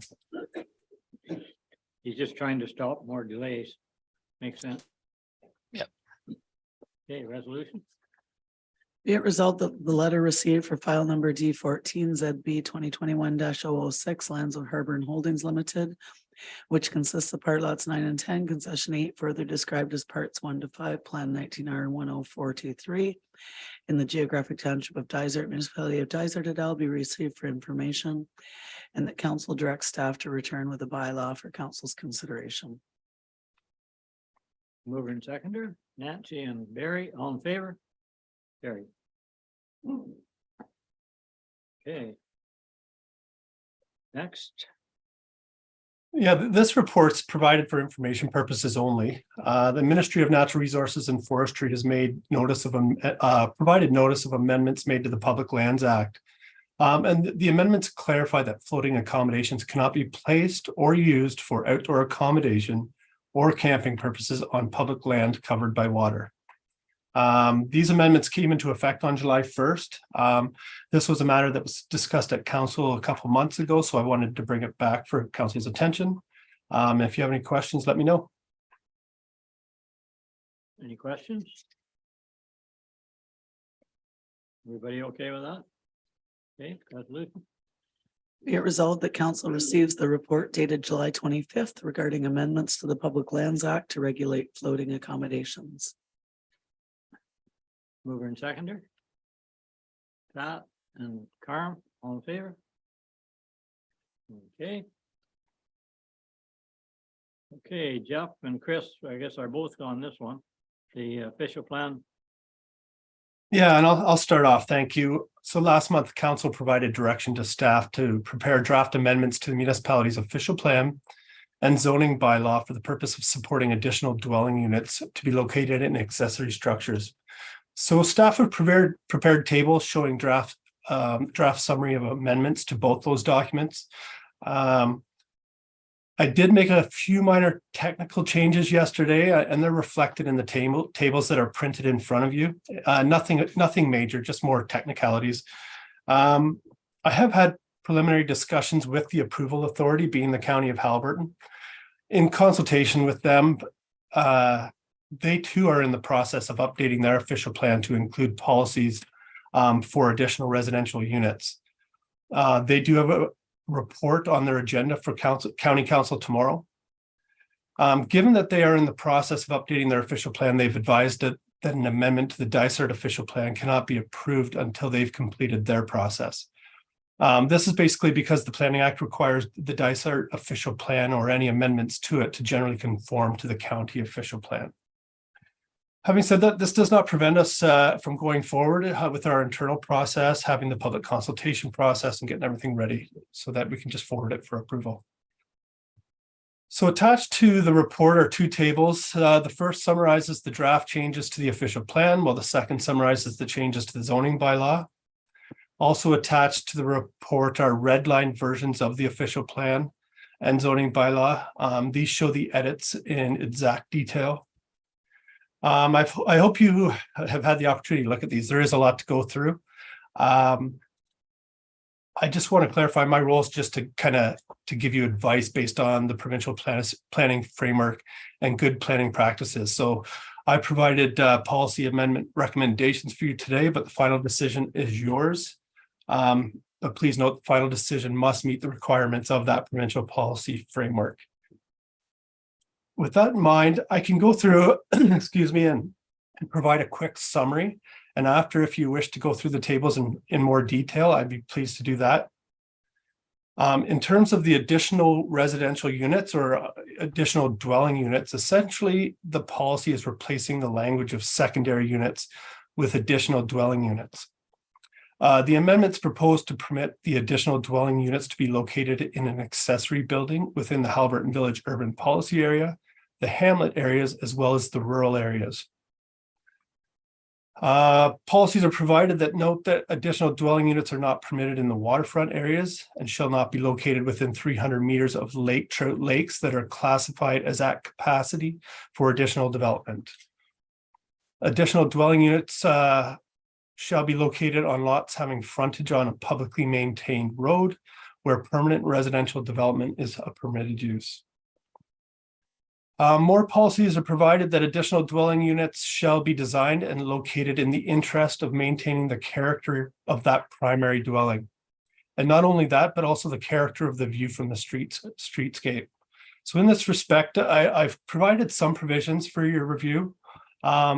I can elaborate on a few of them for you. The first being, if not serviced by municipal water and sewer, a well and septic report is required to accompany a building permit, just to verify that the additional servicing capacity and usage will be supported on that lot. I did include provisions saying additional residential units shall share the same entrance as the current dwelling, and at least one additional parking space shall be provided. The additional residential units shall not be located in the front yard, meaning between the main building and the street. They can be located in the side yard or behind. While the Planning Act states that we are unable to regulate the minimum size of these additional dwelling units, so they can be constructed at any size that complies with the Building Code Act, I've proposed that additional dwelling units be limited to a maximum of 75% of the gross floor area of the primary dwelling. Again, this is just to maintain the character of the primary dwelling. There's going to be instances where I know they're going to want to build bigger dwellings, but there's nothing saying that the existing dwelling can't become the secondary dwelling either. So they can build a larger one as long as it meets the criteria. Lastly, the additional dwelling units shall not be used for short-term accommodation. And I think that was the flavor of council. While we were going through this process, I did add some draft provisions on a few housekeeping items for council's consideration. In the official plan, draft amendments are proposed to amend the requirements for complete applications. This is in response to recent amendments to the Planning Act that requires a municipality to refund application fees if the planning applications are not processed within a certain time frame. And that's what the Planning Act says, that you can outline your requirements for complete applications, but they have to be specific and they have to be outlined in your official plan. So that provision to refund fees came into effect on July 1st, 2023. I've also proposed draft amendments to clarify the types of planning applications that require mandatory pre-consultation. So we currently have a mandatory pre-consultation bylaw, and this is just updating the official plan to align with that bylaw. A couple of the housekeeping amendments I'm proposing to the zoning bylaw. The first being clarify the setback provisions related to marine facilities, docks and rafts. This is something that we've had a lot of complaints on over the years. The terminology was quite confusing for anybody to interpret. So the current provisions, because they're difficult to understand, we're proposing policies just to use a straight line extension or projection of the side lot line to use for the setback. Proposed amendments are also included to permit outdoor saunas. Again, this is something we get a lot of requests for internally. So that's something proposed for council direction. Another proposed amendment that may be of interest to council and to the community is to remove the minimum dwelling unit area requirement in the rural and rural residential zones to permit smaller dwellings. The minimum size of dwellings would still be subject to those required by the building and fire codes. I did see a document that said that that's roughly 17.5 square meters or 190 square feet, although we're still trying to do those calculations internally just to see how that adds up in the building code. So that's a really high level summary, and I guess once council is satisfied with those draft amendments, I want to bring them to you first so that you're satisfied with them. Once you are, at least one public meeting is required to receive input from the residents and stakeholders. I'm here today just to seek specific comments and direction from you regarding the proposed amendments before you. If you'd like me to go through those tables and find detail, as I said, I'm happy to do so. There's prints in front of you. We can go through them line by line. If you're satisfied with the proposed amendments as they're written, I can move on to the next step and just go towards the public meeting. So let me know if you have any questions and how you wish to proceed. And yeah, thank you. Well, you know the question I had, Jeff. It's about the one driveway, the common driveway. If you had a 1,000-foot lot and you put the house at the other end of the lot, you wouldn't want one driveway. You'd want another driveway if it was reasonable. And for one car, if there's two people working in the family, they might have to have space for two cars. Pretty simple to amend it, but I think it's going to happen. Yes, and I was thinking a lot of the properties in the village here and thinking what two driveways would do on each of those units. But I did talk to the Director of Public Works and just thinking from a safety perspective, there's nothing, he said they still wouldn't issue an entrance permit if it wasn't safe. So we can remove that from the zoning bylaw. If they have the space for another entrance, they can go forward and do that. In terms of the parking space requirements, the Planning Act specifically says that municipalities can't ask for more than one parking space for the additional residential unit. So by law, we can't ask for two. We have to break the law then. There's no street parking. You're in Yeah. street parking. Yeah. That parks around the house, it's the individual. Hmm? Just not the individual. Yeah. Doesn't. I guess if you have two individual houses, you're quite often people are going to want two cars to go to work. If they both work. So I don't know. how Yeah, we can require as many parking spaces as necessary for the main use. The Planning Act just specifies that we can't ask for more than one for the additional accessory use. Okay, if that's what it is, I guess that's another stupid rule. Anyway, Not saying that most people won't construct more. I think just for a functionality perspective, most people will, if they have space, add more parking spaces. exactly. I think we're ready to go forward with this, really. That's- I just have a quick question. Or comment about the additional dwelling shall not be used as a short-term rental. She was just saying that, they don't want to use a food bank if they had a little bit extra money, and that was evident in 2021 because people were getting the extra money Sure. from SERB. So, I know where it's coming from, but if somebody had a unit that they could rent out, so that they can make ends meet, they're not going to be able to do it, even if it's sitting right there, to be able to create more income for themselves, so they could feed themselves, because of that is in there. Short-term rentals and income property, but our attempt here was to create residential housing.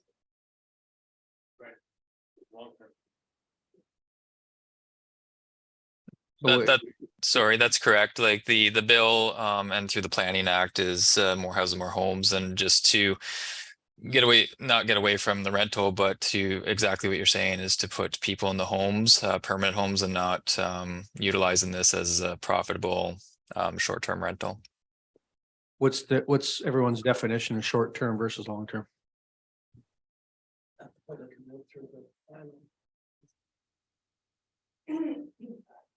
Jeff? Jeff? Yes, thank you. I was going to put a definition in our zoning bylaw, and when consulting with the county, I actually asked them to provide a copy of the definition they're proposing for their short-term rental bylaw. The reason I didn't put that definition in our bylaw is because as soon as we did that, we would be regulating short-term rentals in our bylaw. And I thought it'd be best to see the county process play out before seeing how we want to react to that within our own policies. But in the county bylaw, it says 28 consecutive days or less. I believe that's what it says. Well, if you had a year lease, you could do it. Pardon me? If you had a year lease, if you leased it for a year, you could do it then. Yeah, if you could rent it out for a month, but if it's anything less than a month or 28 days, then it's considered a short-term rental. I think that month's fair. Like you're gonna get people coming in from the arts over here and summer students and everything else. I think a month is fine. It's my own opinion. Yeah, as Chris mentioned, the intent of this policy change at the provincial level is to solve the housing crisis. It's to put permanent homes on the market for people. You okay with that, Tammy? Come on, I guess we'll see how the public responds to it. Nancy? I would lean to a little longer term, like a minimum of 3 months. If anybody's coming for any of the full-time courses, they're usually 3 to 4 months as a semester. That's just going to deter the shorter term in and out, in and out. We go ahead with what we talked about here, but can we amend it after the short-term rental bylaw comes out Yeah, to we make sure can. we're not cross-threading that whole thing? Yeah. Okay. Again, this is not something we're defining in the bylaw right now, so there is a bit of a gap there. We specifically wanted to mention that it couldn't be used for short-term rentals, but that is not defined yet. We wanted to wait and see how that county process was going to play out, and then perhaps use their definition, which is at 28 days. But until the county figures out their process, it might be hard for us to regulate that portion of this bylaw. Okay, good with that? Okay, so we're going to go ahead now with the public meeting then? That's right. The next step is to do the public consultation process. We need to talk to stakeholders, the county some more, prepare the documents and move towards the public meeting. Okay. Resolution then? So we're moving forward, sorry, we're moving. Jeff, we're moving forward to the public meeting then, or you're bringing back these amendments with Murray's comments about the second driveway and so forth, or have you already adjusted that? I'll remove that section from the bylaw and then we can move forward to the public meeting. So in the resolution, the first one's just to accept the report. Okay. And then out of the second two, you can pick the one that says to move forward to the public consultation process. Okay. So be it resolved that council received the staff report dated July 25th related to the proposed official plan and zoning bylaw amendments to implement policies to support additional residential units. And further, that council accepts the proposed amendments as written and directs staff to proceed to the public consultation process. Heard the resolution, mover and seconder. Carm and Pat, all in favor? Carried. Thank you. Thank you. That's good work, guys. Okay. Draft lead park and museum committee meetings.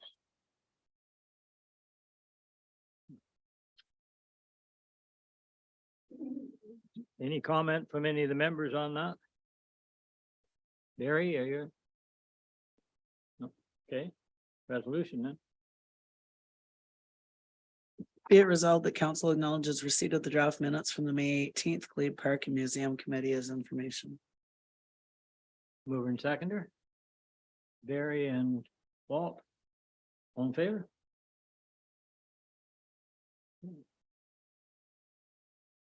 Draft cultural resources, who's on that? Pat? Yeah, I think it's me. So, Murray, I was back issue going on at that time, but I did meet them afterwards, kind of get a feel for what's going on. So, we'll down the next meeting.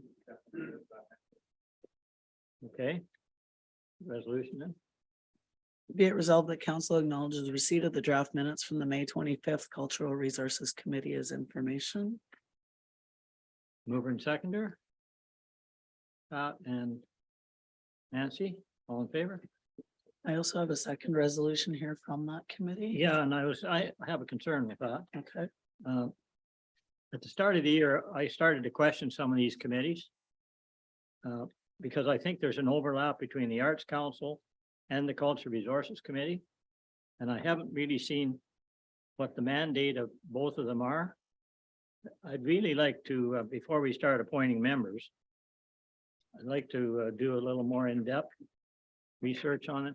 We're getting a whole lot of committees where it takes staff time, takes council members' time, and if we're not accomplishing anything, other than just say we have a committee, I'm not in favor of it.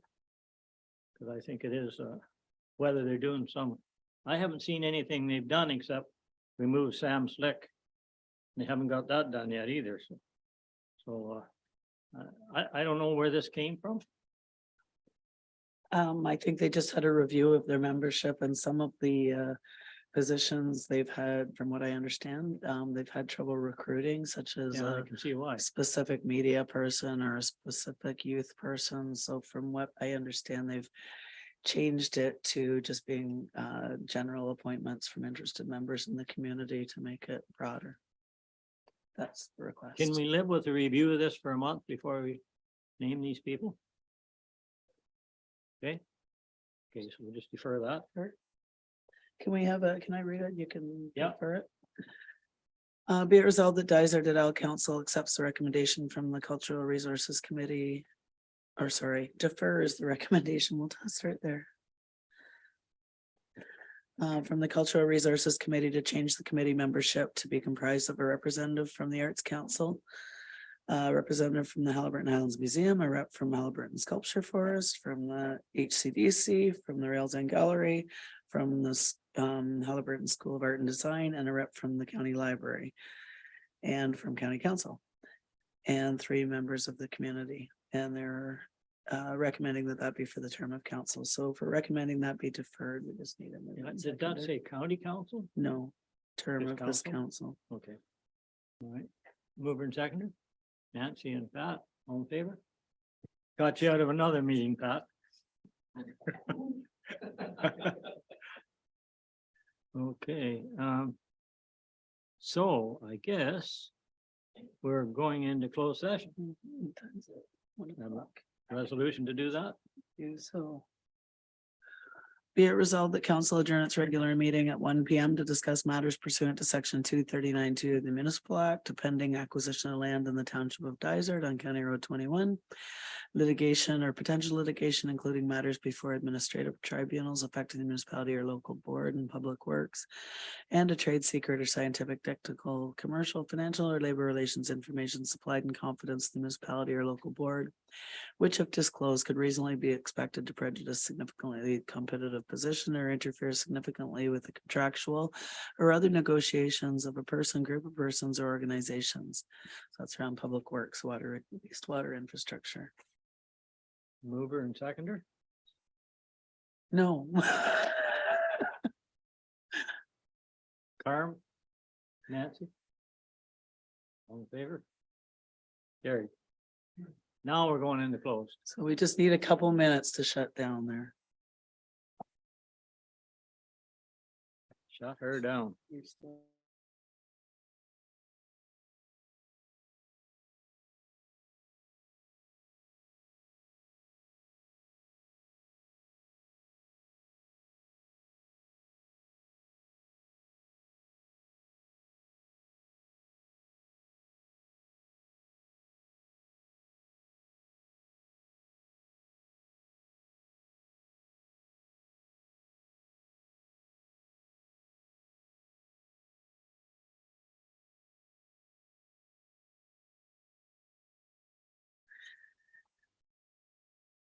Be it resolved that council directs the purchase of the County Road 21 property from Ontario Vantage Consulting Inc. as described in bylaw 2023-67, which will be funded from the following funding sources.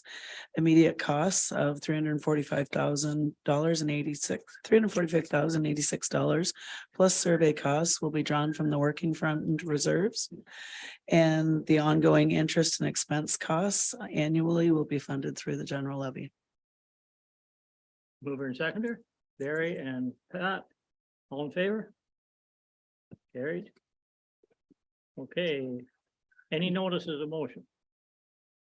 Okay, confirming bylaw. Be it resolved that bylaw number 2023-73 being a bylaw to confirm the proceedings of the regular council meeting held on July 25th, be read a first, second, and third time, passed, signed, and the corporate seal attached.